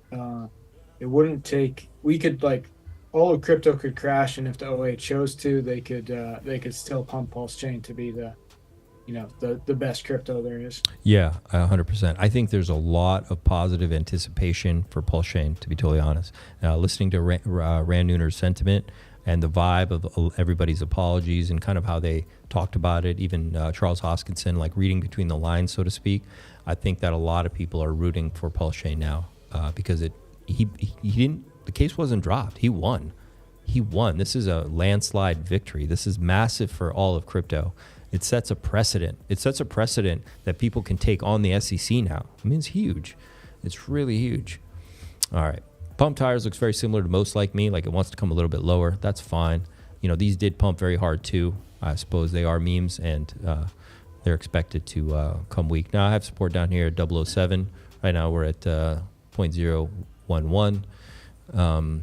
I do think we'll probably get that regardless. I really do feel it wants to come down here to 007. I'm a buyer there. 5 cents as well on most, but sentiment shift could send these higher like that. All right, so that's not in stone, but everything else looks really good. Like it really does look like people are just hanging on the edge waiting to send. They really look like they could send at any time. I have to emphasize that. That just shows, I want to emphasize that shows the resilience of our ecosystem. And if we do get a downtrend, you better be packing your bags because we will front run the reversal off the downtrend. Okay. So even if we do slide a little further down and we have to deal with a little bit of like, you know, a little bearish sentiment for a little bit, I think PulseChain will be the first one out of the gate when the market turns. You know what I'm saying? That would be hot. Yeah. Like, it'd be like a reset. Yeah. Like where we're on top. We could actually lead the bull run, the next phase of it, right? So whether that starts up this week or next month, whatever that is, I think we could be the leaders of it. That's how much hype is going to be behind PulseChain and how much hype is going to be behind Richard Hart. So, and you guys all have a leading edge because you guys understand the ecosystem. You know how to position yourself. You probably already have positions in most everything. So it's really good. Let's see. Should we look at HSB, Hexagon Sperm Bank? Let's see what Hexagon Sperm Bank.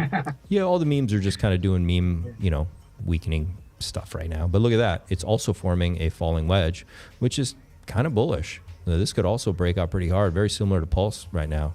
You know, just a juicy. I think it's pretty much paired against Pulse. There's no more sellers. I may be the only holder.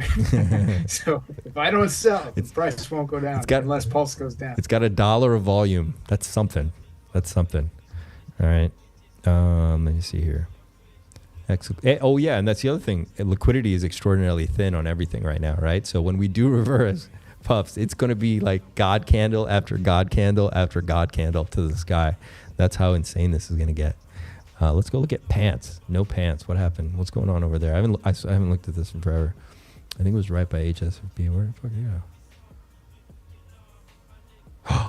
Did pants? Is there no volume? They just pulled it off because I don't see it in the watch list. Does it just? Yeah, it might have 0 volume. If there's no volume, Yeah, it just gets pulled off. It just gets pulled off. Yeah, it'll pop up again as soon as somebody buys some or sells some. Oh man, that means it's in bad shape. Not necessarily. It mostly means it's doing nothing. It's just doing nothing. Right? If it's getting sold off, it would be on there too. Do we have a ticker for it? I don't even know. I didn't write it. Somebody posted it in the chat. I'll pull it up. If somebody has one on hand.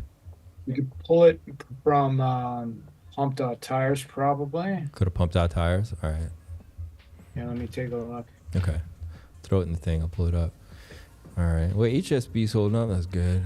Got pump, most. We need to look at, let's see here. What else? Oh, somebody was asking about, is it USDT to die? USDT die, so. Yeah, I think this could get a little weaker right now as well. Let me go back and check. Now, pups, this is not financial advice. A lot of this is my bullish speculation. I don't know what, you got to listen to the charts in the market at the end of the day. You got a bullish engulfing here on the daily on the S&P. So there's no doubt about that, right? So we may continue to the 200 for sure. So this week, I would just by looking at this, I would maybe expect at least that. Now, if we bounce it to 200, it could be pretty bullish. We could make our way up again, but otherwise we'd come up. This has already been tested and kind of gnarly looking. In that case, we could come down to find some low, I don't know where the fuck. It would possibly be like 56.50. Yeah, it would fill this gap right there. Could be something like that. Really hard to say. We'll have to cross that bridge if we get there. And then I still do believe we're going to have an extended bull run. I really do believe that. So it's not just bullish moon stuff. I don't believe I think some people will be tricked into believing, oh, okay, see you in 3 or 4 years, and then they're going to miss the biggest bull run in the history of bull runs. You know what I'm saying? And then when we get this 5th wave up, then we could have some epic crash after that, all right? But only after this. And no one's going to know when this is going to end. That's going to be the beauty of it, right? Because it'll go much further than anyone expects, and no one will know.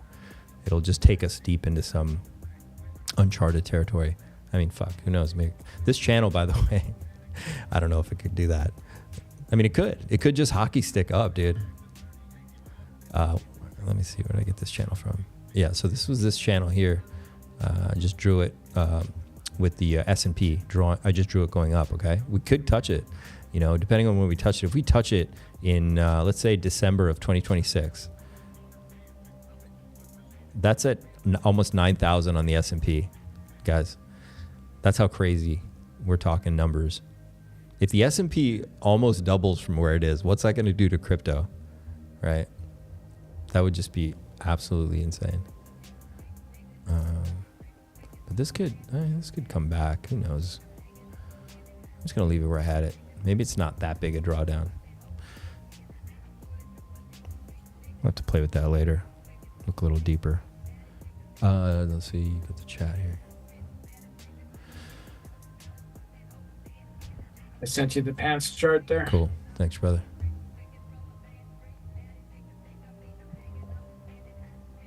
A lot of things you can find on Gecko Terminal if they drop off Deck Screener. Oh, because it won't be on. Okay. Yeah, Gecko Terminal is actually mostly better for, thoroughness.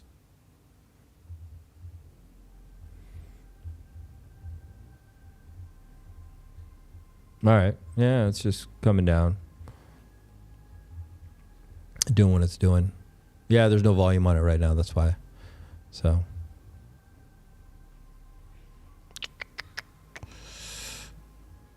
Yeah, I'd say it's also a falling wedge. That's good.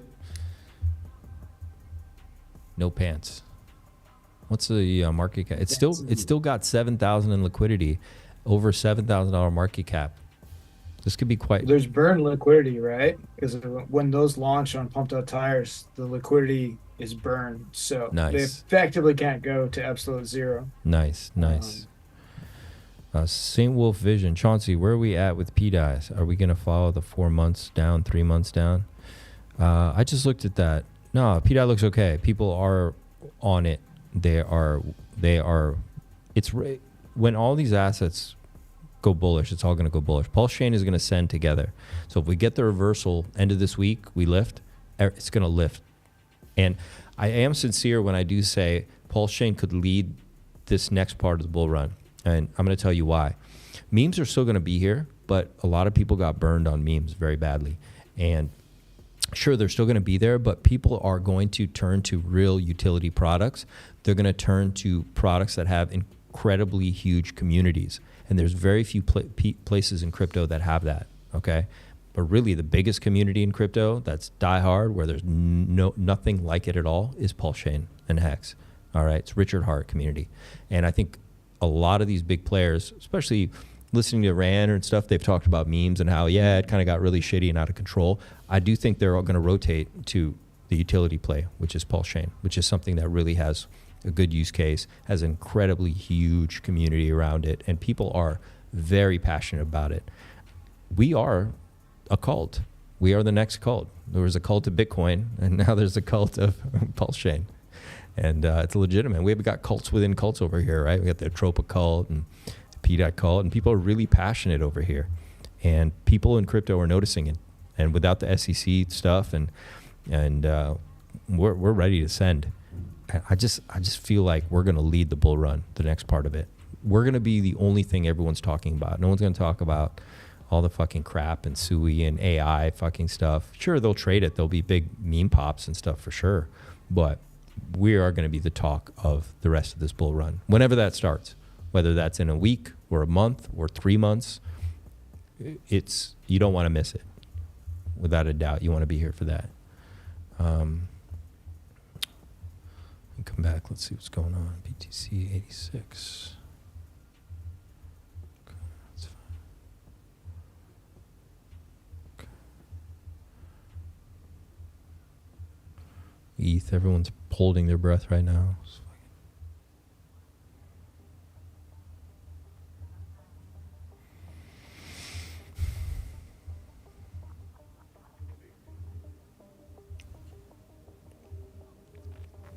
So your next big support here, I think, on ETH is about 2100-ish. All right. Of course, we need to hold that, but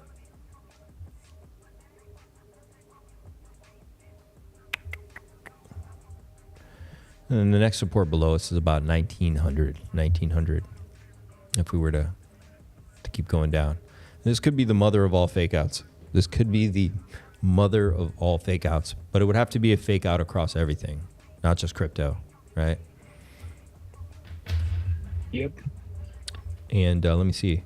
I did get a message. Money printers got to turn back on, right? Like that's part of the cycle usually is the time where they start printing. Yeah, but something needs to happen for them to start printing, right? And maybe something is about to happen that's going to like cause, a few weeks of fucking chaos, and then they pull out all these bullish narratives and the money printer and all that. And yeah, that could happen. It could be like April, May, something like that. You need a few months to deal with it or whatever.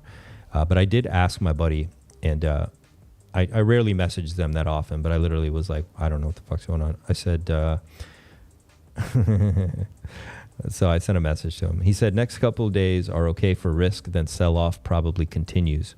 And then he just messaged me, which he never messaged me this late. And he said, yeah. Thought today would be okay, but what a reversal. And that's all he said. So, yeah. And these guys are at the top 1% of players at hedge funds. So they also are being caught off guard. Not that they know what's going to happen necessarily either, but they're, these are very, this guy, just tools, so you know, the guy I'm talking to right now, I just told you what he said. He survived 2008. He was promoted where everyone else was being fired. He got promoted. He did that well. I mean, he still, you know, he lost the least amount of money. Let's say that. Like, he's a very smart guy. Like, he really knows his shit. And his team of hedge fund traders, and they're in Miami now. They're not in New York anymore. They were all guys that came out the most unscathed in 2008. And I met all the guys. They're just sharp. They're just badass guys. Nice looking parking lot, you know, Rolls Royces and Porsches and everything. And he literally is like, and he's never checked back with me, but he literally was like, yeah, I thought today would be okay, but what a reversal. So I think they're making a situation where no one knows what's about to happen. Yeah, that's quite a reversal. It's kind of nasty. We did break a pretty serious trend line here too on the S&P. Well, tomorrow's supposed to be a big day. I don't know what's going to happen tomorrow. He's what is it tomorrow? Trump is doing the what's it called? The State of the Union address. Is that what it is? I don't think that is that the one. I thought that's the one you did on the way out. No, tomorrow's. Maybe do one on the way in too. He speaks to Congress. Trump will address Congress tomorrow at 9 p.m. March 4th. Joins. Yeah, sorry, not State of the Union, whatever. Oh, right, and it's going to be, okay, that's what it is. He's going to announce the tariff stuff, right? Is that what it is? Could be. Yeah, so that will not be a bullish day unless there's some sort of resolution. Markets do not like the tariffs. I think we've proven this. No, so that's what they're anticipating, right? So they're front running the fact that he's going to come out quite hawkish on tariffs. Okay.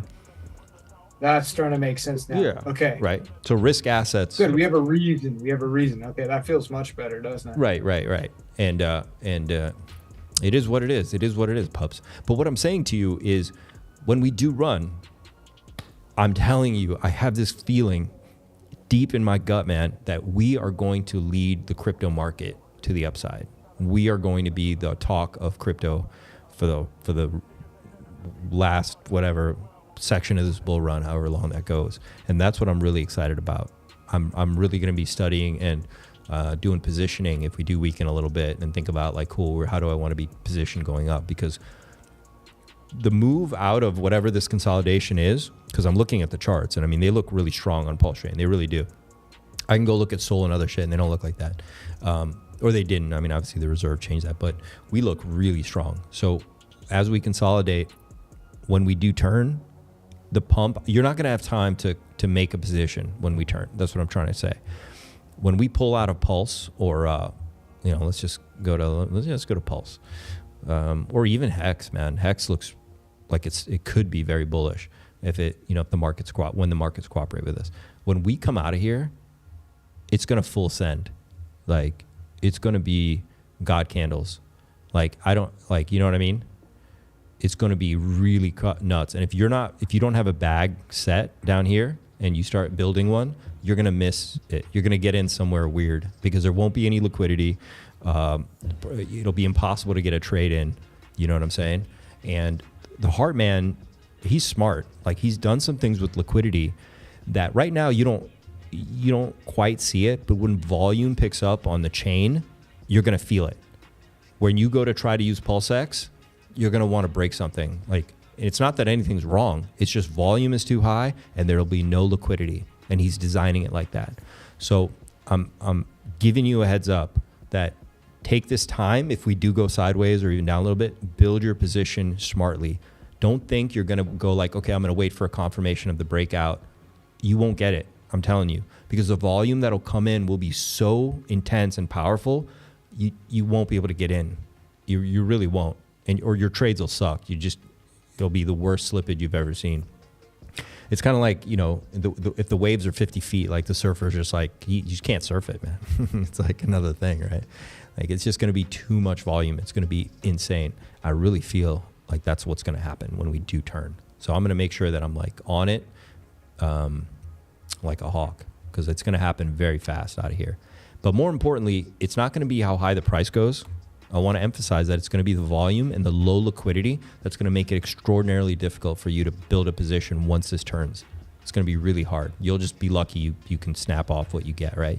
And so your best deals are going to be, from now till whenever this, little tariff war and sideways wobble is done. What do you think, Fast? Does that hold any math?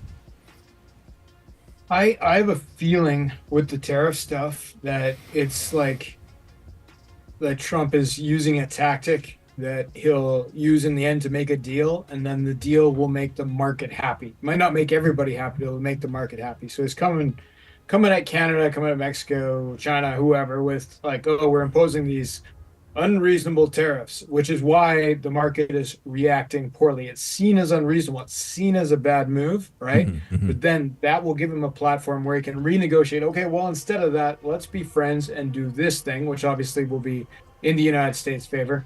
But it will look so much better that the deal will be made, and then the markets will be happy.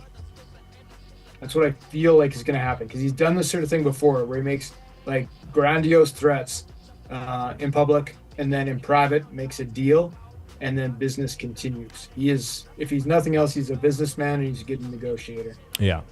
And somebody made a really cool comment down here about like, I was there when the God Whale market bought 10K ETH into Hex. And what happened, right?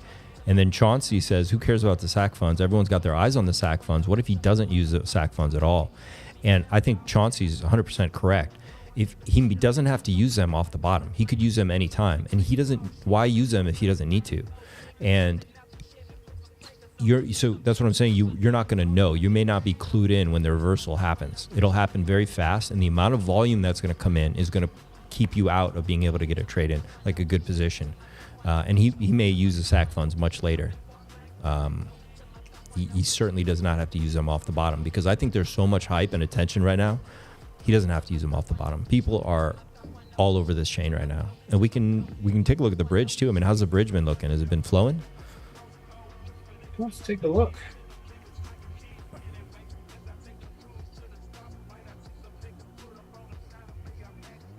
It's definitely still rolling in, and it's mostly coming in, not out. 20K, 50K, 15K, 100K. Like, people are bridging to PulseChain. Much less bridging out than in. So that's what I'm saying. You're not going to get a clue. He may not deploy the SAC funds. He doesn't need to. There's enough right now that as soon as those people sense like, okay, this is the bottom or reversal's close, they're going to start buying.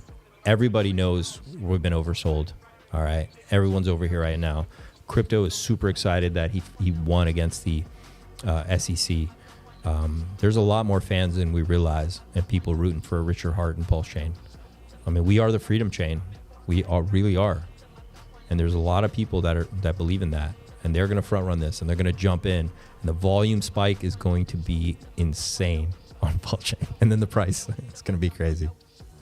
But yeah, definitely don't try to think you're going to catch a hint by the sack bag there, because Richard's smart. He knows people are watching it. He's not going to clue you in. Yep.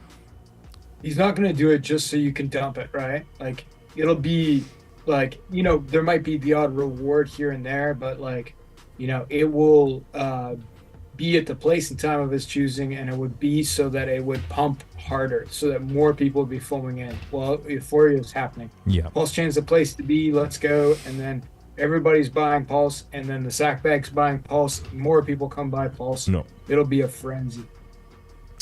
If it happens. Gas spike was 100x the other day when he used ETH to buy PulseX. Frank White, yeah, and that was nothing. Okay, and that's what I'm telling you guys. There's unpredictable things. The volume is going to do things to PulseChain you can't imagine right now. So you have to build a position when, in the red. You're going to have to do that. So as we move, like I said, I don't know how long this is going to be. Is it going to be just this week? Is it going to be, a month or 3 months? Whatever it is, that's all the time you're going to have. When it reverses, the volume, the gas, you're not going to be able to get a trade in. It's going to be insane. And he's right. It did do like 100x on the gas. It was crazy. So yeah, Pulse is going to go nuts. Pissed off, probably. That's sick. Somebody said BitBoy won't save PulseChain. BitBoy needs to save himself.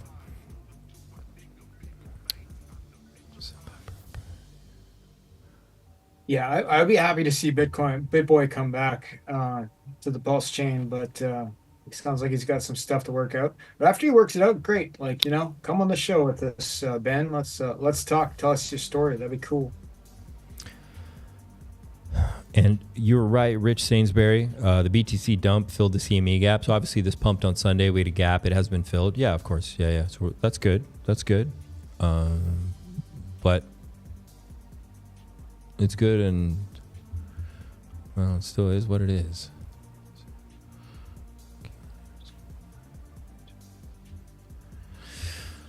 We're hanging.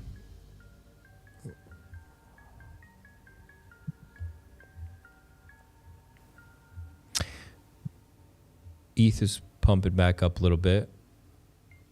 It's coming up. I guess we'll have to see what happens tomorrow. And what's that? It's happening at 9 p.m. Eastern Standard. That's 3 a.m. my time.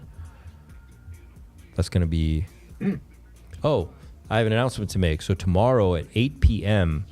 UTC, that's going to be 2 p.m. Eastern Standard Time. I'm doing a stream with this gentleman here. Let me go show you guys. I've done a conversation on chain with this gentleman before.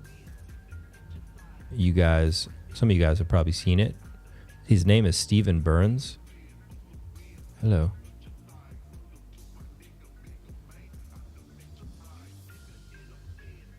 Yeah, you guys know this guy, right? Stephen Burns. I did a conversations on chain with him one-on-one quite a few months ago. And he has a lot of insights about March and solar things and the equinox and what have you. It's really interesting. I'll play a couple minutes of it, but I'm doing I'm going to talk with him. Maybe I'll do an hour and a half with him tomorrow before I go live. So, and it's going to be live too. So you guys can come in and ask him all the questions you want about what he's seeing. But he's definitely saying that this is a very turbulent month from an astrological point of view. So he's going to come on and chat with us for a little bit. He's also really into Bitcoin. Why I found him was he charts cycles to astrological things, and one of the interesting things is all the hex moves lined up perfectly. What we did was we matched the hex chart to the solar cycle, and it matched up perfect. It was really surreal. So we've been talking ever since then, and you guys go in my conversations on chain in the playlist if you guys want to watch that video. But tomorrow at 8 p.m. UTC, I'm going to get with him and we're going to do an update on these cycle theories, because he also did a video solely on BTC cycles and the sun cycles and what have you. It's really fascinating stuff. And the stuff really does line up. It's really amazing. But I'll play it a little bit longer at the poles. And so we are going to get these rhythms and these pulses of solar activity. And it looks like around March 20th to the 30th is when we're going to have another big swing up of solar activity based on the placement of sunspots right now on the sun, where they are, and the rotation period of the sun. But during solar maximum, you have more overall energy output from the sun. Total solar irradiance is higher. It goes from about 1,360 watts per square meter up to about 1,364 watts per square meter as measured at Earth. But during solar maximum, you have certain frequencies of light that go up dramatically in strength, multiple orders of magnitude. For example, the extreme ultraviolet and X-ray part of the light spectrum go up significantly. Also, the radio frequency part of the light spectrum also bumps up during solar maximum. And so we have those effects as well. And when you have more extreme ultraviolet light and X-ray light, that charges the ionosphere, creates a stronger plasma in our upper atmosphere, and this can lead to stronger weather systems and also more powerful geomagnetic storms. And another very important energetic event that occurs this month is the March equinox on the 21st, meaning that there will be equal amounts of light and dark across the entire planet around that time. This is very important for a few reasons. First and foremost, we just look at the history and at ancient civilizations for thousands and thousands and thousands of years. We have looked at these equinoxes and these solstices as very important moments in time, charged with very special archetypal energies. So much so that massive megalithic structures were built across the entire globe to precisely track these moments in time, these special events involving the sun. So there's some sort of background resonant energy associated with the equinoxes and the solstices, first and foremost. Now we can also look at the science of the equinox to understand. He's really a smart guy, man. I really love talking to him. He's like really interesting.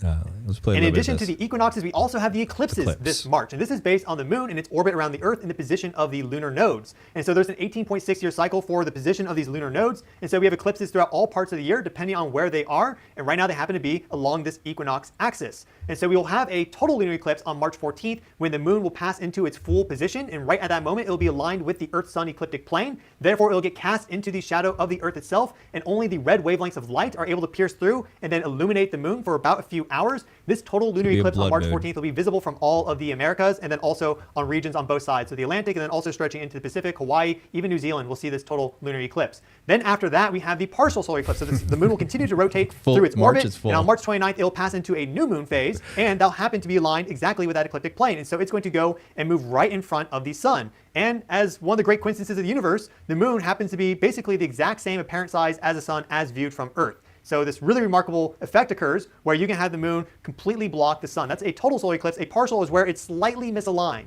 from that ecliptic plane, and so it blocks most of the sun, but not all of it. That's what we have coming up on March 29th.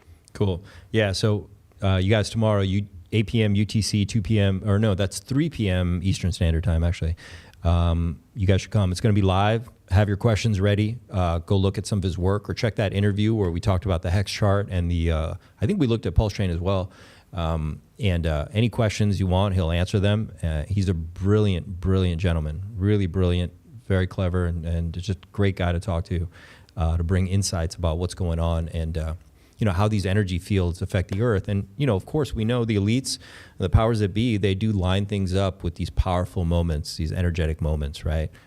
Even they have for thousands of years, you know, they would have like human sacrifices on these eclipses and stuff like that, right? So they always do rituals during these times, you know, and these rituals signify changes and the different transitions they make, and could be part of the transition of this cycle, or financial cycles as well. Let's see. Bro, people aren't ready. What's his YouTube channel? Oh, sorry, it's let me put it in. His Stephen Burns is his name, all right? And I'll put the video that I did with him in the thing as well. Where did my music go here?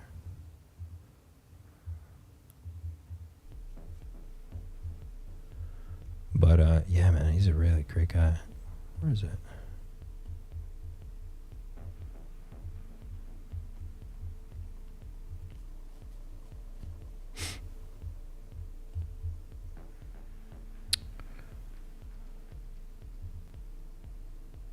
All right, here we go.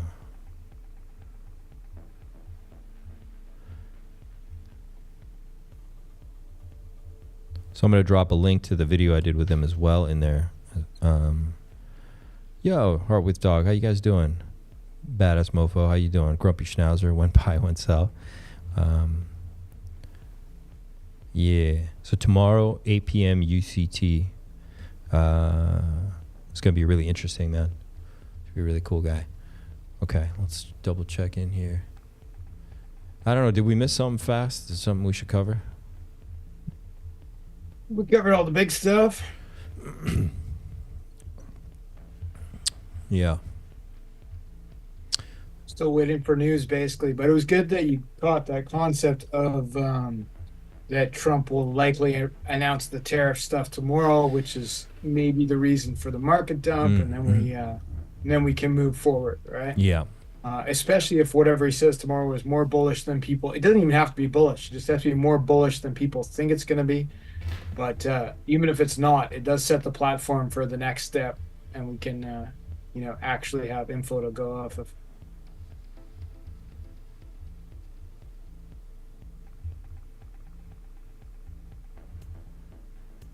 Jeez. That looks like shit. But we have the US 10 to maybe that's why gold was looking like what it did. People are moving into gold, sure. You can buy tokenized gold. Yeah. I'm wondering. That's probably doing okay.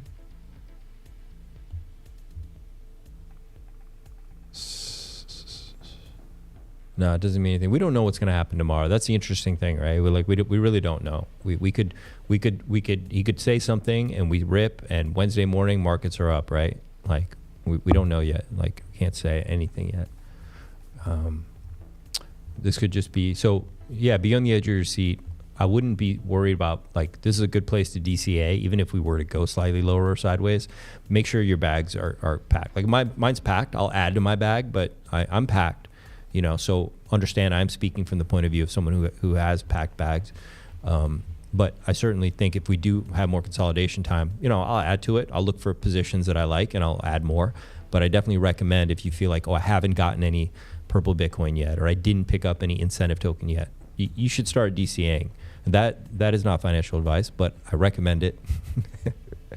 Because like I said, if this does turn tomorrow, if he does say something bullish to the markets, oh man, dude, we're going to start ripping hard, because you see how oversold ETH is and all that, right? Now, of course, the contrary could be true too. We could slide a little further down, but we are on the edge, and fractal wise, everybody is correct. This is around the time we should be moving to the upside, according to all the other cycles. I'm not by any means saying it's going to happen again, but it is that time. So you should be ready. You should be ready for either one. And they're making it very hard for us to know by chopping the market this hard. Like it really is tough to see. But we are ready to send. I'm looking at these charts. I'm telling you, we are ready to send. So if he says something bullish and the crypto market turns tomorrow, dude, we are going to send. And the volume, the gas fees, and no liquidity are going to make it very hard for you to like even enter a position then. So do it now, or at least DCA, like put a little bit in for whatever you don't have yet and you want to like make sure. And I'm giving you a heads up, because I'm telling you, all this stuff's going to be bought up, and you're going to look back and say, hey, I wish I'd gotten more of this or more of that when it was down at the bottom, right? Once again, to emphasize, I don't know how long we go sideways or down. Maybe he says something bearish and we have more, you know, another couple weeks to deal with. Fine, whatever. But you understand my point, right? That we don't know what he's going to say tomorrow. Right, and we're right on the edge, and PulseChain looks very bullish. All right, so any little thing that's bullish, we're gonna send. We're gonna send hard. So I'm really excited about it. I just sent you a tweet from Ivan on Tech. Let's go look at it. John, if you could explain it, I don't. I'm wondering what that means. So on the why is Ivan bullish? So on the weekends, what happens is it's just a CME. It's a Chicago Mercantile Exchange. All right, is what it means technically, right? And what happens is when we move on the weekend, like this pump happened Sunday, right? Yeah. Well, the markets are closed, right? So they can't register that move, right? Okay. So it ends up being called like a gap on there, right? And I'm sure there's more like technicalities to that. I see. Okay, that's all those gap jokes I've been seeing on Twitter are prior to this. Right. So we had one here that didn't completely fill. I think it was all the way from this was Sunday and Saturday, and it broke out here. So this was from 77, high 76, all the way up to like almost 79 or something, I think it was. And we got most of it got filled, I think, or at least half of it. So we could come back and fill the rest.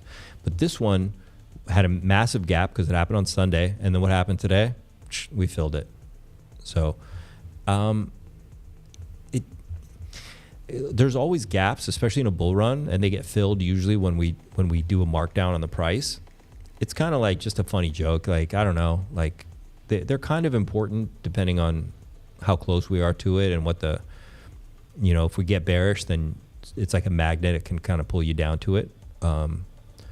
But I don't concern myself that much with it. I do just look at it more as in that's just an area of like that just needs to be filled anyway, you know. But yeah, so that's what the CME gap is. Yeah, it's closed. So, you know, a lot of people think, yeah, it means we could go up, and hopefully it does mean we can go up, but it doesn't have to. I think we still have a partial gap down here at 77. I think we do. So, you know, we could certainly come back and fill the rest of that before we go. But I think there's a few gaps. There's always a few gaps when we have a bull run. There's always a few waiting to be filled. They don't get filled till later. But Ivan, bullish.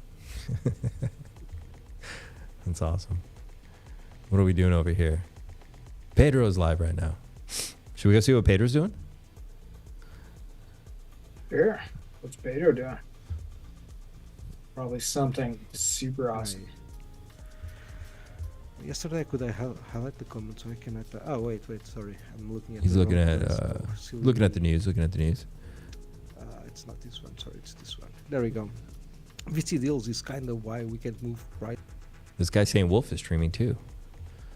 A lot of people streaming right now. Let's see. Let me check the chat right now really quick. Let's see what you guys are saying. That was YouTube. If you had 10K to eject into PulseChain and you could only choose one coin, this is from WDHD2TB. We'll call him Steve. Steve says if you had 10K to inject into PulseChain and you could only choose one coin, which would it be? You're only going to choose one? You're going to YOLO into one? 10K. You know, if you could only choose one, you know which one I would choose? Pulse. I would choose incentive. Not bad. Not bad.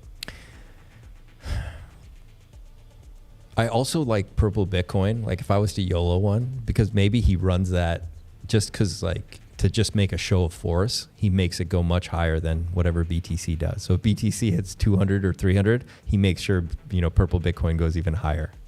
So that'd be pretty fun. Yeah, that would be. So I like that one too, but Inc is still like an RH play, right? Like directly. So maybe that's like the one. And the only reason I didn't say, there's other ones you could think about too, but yeah, that might be the one. Incentive, maybe. But that's a tough one, man. You should split that up in like at least 5. Yeah. Or maybe. Yeah. Press the button like 4 more times. It'll be okay. You could spread that out a little bit more, Steve. But safe on those RH assets, right? The top 4, yeah. Probably not terrible. Gray Knight, yeah, I could definitely see him making sure our Bitcoin goes much higher, even though it's not real and I don't care. It's still purple Bitcoin and it's going to be sent, and it would be awesome. Same with our ADA. I have a feeling our ADA maybe will just make sure it just always stays higher than the real ADA. But the purple Bitcoin would be the best. It'd be great marketing too. Imagine, Rand's pulling up the chart and our Bitcoin is always higher than the regular Bitcoin. Like, it's just great marketing. Like, people are going to be asking, what's this Bitcoin copy? It's going to be great. Great. 213. What a Malik. What's ripping first, Wolfie? Memes, cores, or Atropa? That's from Malik. What's ripping first? Well, look, man. What's going to rip first or hardest? You're saying first. Well, that's going to be your cores, probably, because that's what everybody knows. And then after that will be Atropa and then memes. But memes could rip the hardest because they're the lowest volume, lowest liquidity and also lowest market cap, right? Then they might rip the hardest, but they're also the most riskiest. But probably the cores, because everyone knows them, and all this money that's flooding over the bridge. And obviously Rand, he's going to talk about the core, not just Rand, but other influencers like that, right? They're going to talk firstly about Pulse, PulseX, Incentive, Hex. They're already talking about Hex. He already mentioned Hex could be a part of the reserve, that it should be. So don't, the cores. That would be awesome. Yeah, and it would be. And I think it would be fucking amazing. God, it would be amazing. Oh, man. At least half the reserve would be reasonable. Something like not the whole reserve, just like 50%, maybe 60%. Oh, my God. How amazing that would be. How amazing. And you know what, man? I really do think Hex is going to go a lot higher than anybody thinks. It really is going to do some crazy numbers. Really. Like, I don't think $10 is out of the combined $10. It's very possible, but I said what I've said in other videos is $5.55 combined. That's what I'm saying. Am I too bullish or too bearish? Probably too bearish, but we'll have to wait and see. I like it. Yeah, $10 it is. $10 it is. Dude, it could do something nutso. Yeah. You could see it at 15 or $20 combined, and you have like that much liquidity is going to come into crypto, and I could see it making its way over here. Especially with him winning the case against the SEC. Dude, Hex could become like fuck, dude. It's only second cycle. It's only second cycle. Yep. Yeah, it doesn't have the third cycle curse yet. I think it could be something really crazy. It's going to be awesome. I'm actually really bullish on Hex. Why are we on this bear? What is he up to there? Sharpening his horns. The bull is sharpening his horns. I like it. Yep. Looney Tunes. Cool, guys. It's been amazing. Anybody have any more questions? Remember, tomorrow, 3 p.m. Eastern Standard Time, 8 p.m. UTC, you guys can ask Stephen Burns questions. It's going to be live. We're going to talk about stuff. Bitcoin, Ethereum, and so many coins. Which coin is the best? Is it too late to buy Bitcoin? Why must cryptocurrency be so confusing? When you need clear answers, go to Richard Hart. The smartest man in crypto, Richard Hart. Richard Hart started mining Bitcoins on his graphic card in 2011. Richard knows his crypto stuff. Crypto Smart with Richard Hart. Check out his YouTube channel. Bitcoin, Ethereum, and so many coins. Which coin is the best? Is it too late to buy Bitcoin? It's awesome. Cryptocurrency be so confusing? When you need clear answers, go to Richard Hart. Yeah, pAI. Must be real. You think it's real? Psycho Crypto says, Wolf, give my post a like. I will do. I'm going to look for you on X, brother. Sammy says $10. Ha ha ha. Keep dreaming. I don't know. I think the math checks out for $10 X. It's definitively possible, right? Yeah. Especially with the liquidity super low. The ones that could pump the easiest are Ink and Hex on Ethereum, in theory, but it's where is he most likely to deploy is the question. Yeah, right? yeah. The sack bags are pumping stuff. I think Hex on PulseChain seems like a likely subject, as does Ink. He's already recently done Pulse Hex, so it's like, is there going to be a pattern? Is it going to be 1, 2, 3, 4? How's it going to go? Right. It's going to be epic. It's going to be freaking epic. You guys are awesome. Thanks a lot, chat. You guys are absolutely amazing. Once again, thanks for the super chat. Waldo, really appreciated that. Yeah, a lot of people are agreeing with the incentive. Ink Maxi, of course, he's agreeing with the Ink call. Ink Maxi says, how much purple Bitcoin is enough? I think maybe at least 10, right? 10, that's like 6K. Yeah. Right now. I mean, obviously, if you can get at least one, you know what I'm saying? Yeah, if it goes to 100 grand, having one would be cool. Yeah, right? yeah. I'd be okay with one. I'd wish I had 100, obviously, but yeah, we don't know what's going to happen. Gray Knight says, do you think Atropa will outperform Teddy? I'm very bullish on Atropa, but I like Teddy too. It's a tough call, man.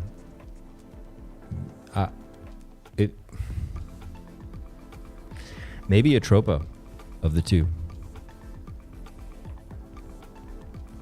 I don't know. I have a little bit of both. I like both of them. Why the big sell-off today? Oh, Michael. Where you been?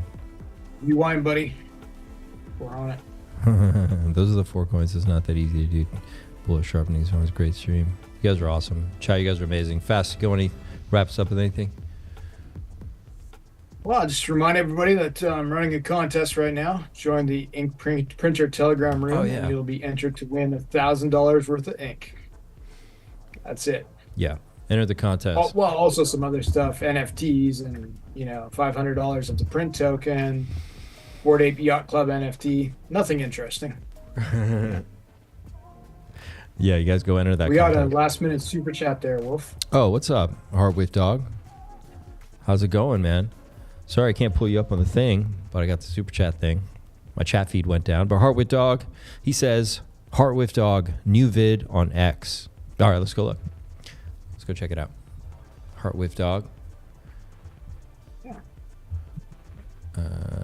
Mimi.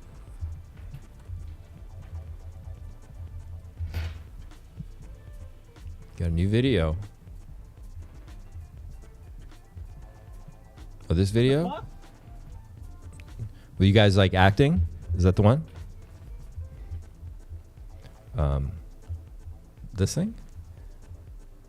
Wow, I can't wait to buy some Solana. Oh, what the fuck? Can I help you, mate? No, my friend. It is I who can help you. Yoich Tenkai. Special effects. What'd you do?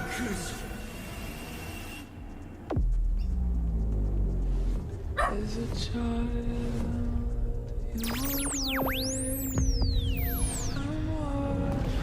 These are like CGI and special effects.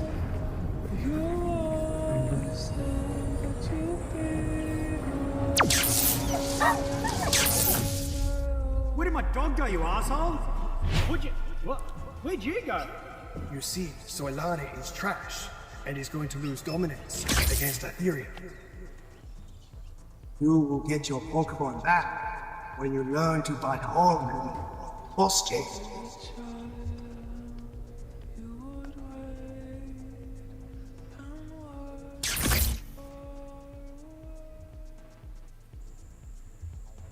Okay, bought some hog.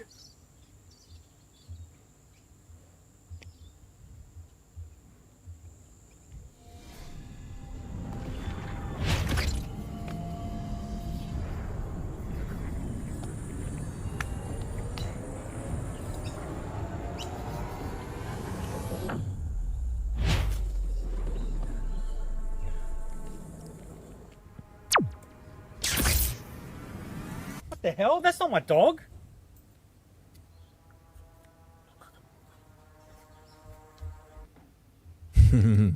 Nice work, guys. That was cool, man. And really appreciate the super I chat. can't wait to buy some Solana. I now have some Australian money. I've always wanted some Australian dollars. I finally have some. It's very cool. Score. You guys are absolutely amazing. Remember, tomorrow, 3 p.m. Eastern Standard, I'm with Stephen Burns. We're going to talk about solar cycles and how they affect the markets. Going to be live. It's going to be super cool. Go sign up for the ink contest. It's $1,000 of ink. That's at these prices. That's amazing. That's a lot of ink. It's going to be really juicy, juicy, juicy. Thanks so much to you guys in chat. I really appreciated it. Sorry we lost the first stream, but it was good to have you guys back over here. And Fast Abdul, you're amazing. Hey, by the way, Fast is going to the Pulse conference. You're leaving tomorrow, right? Yeah, it's the PLS 369 conference in Vegas, run by RG3. I'm actually going on, leaving on Wednesday. Well, it's Tuesday, I think. Yeah, and it runs, right from Thursday till Sunday are the conference dates. So. Okay, and are we going to be able to watch videos, or are people going to be streaming from the conference so we can tune in?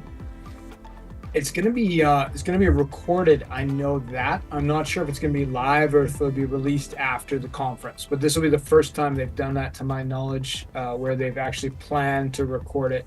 And whether it's live or being released, I'm not sure yet. But I'm speaking 2 times on a panel. Okay. Different panels. Okay. So but I'm sure at some point we'll be able to see that. Yeah, that's awesome. Really excited for you. Have a great time. Thanks, man. And chat, we love you. We'll see you tomorrow. We're going to do 2 streams tomorrow, so we'll see you then.